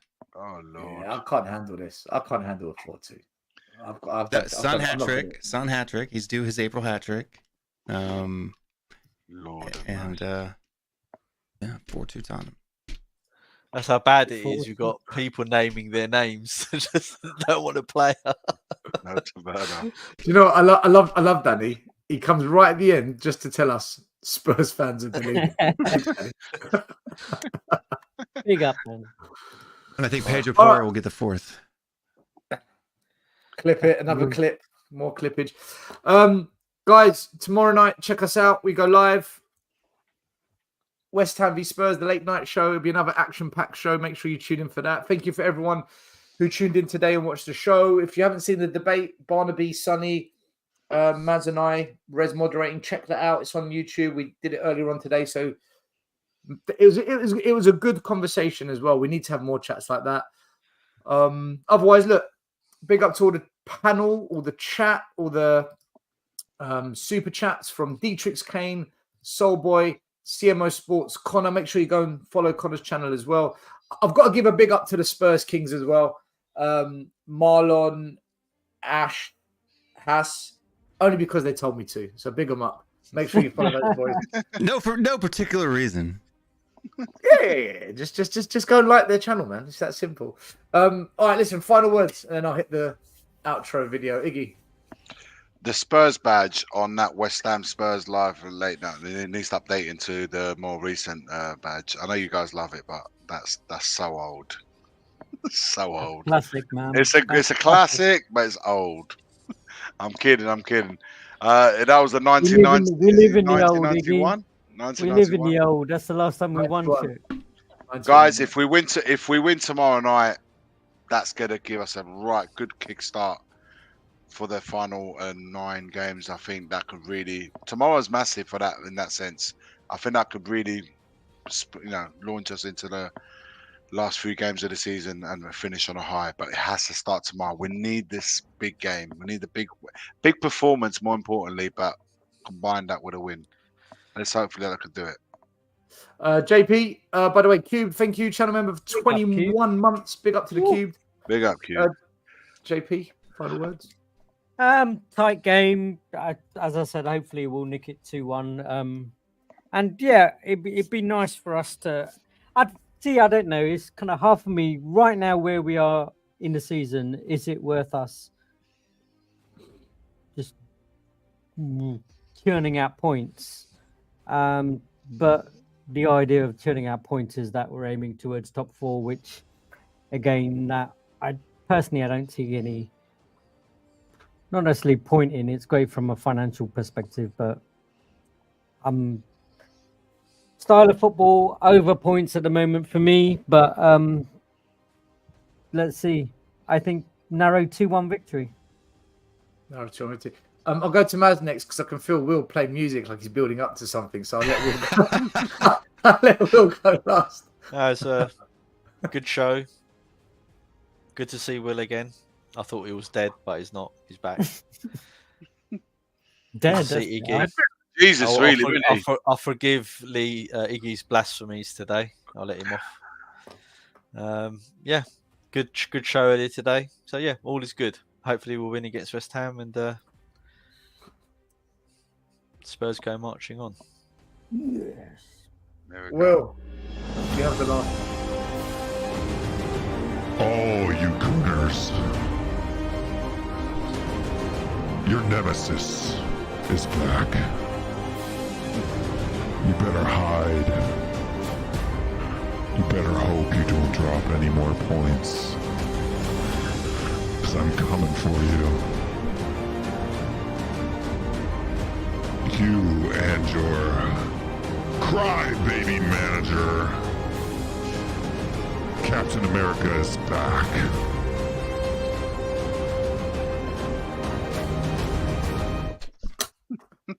We're out of here. The first game we look for, Robbie. Tottenham away. When we got Tottenham away. Tottenham away. When we got Tottenham away.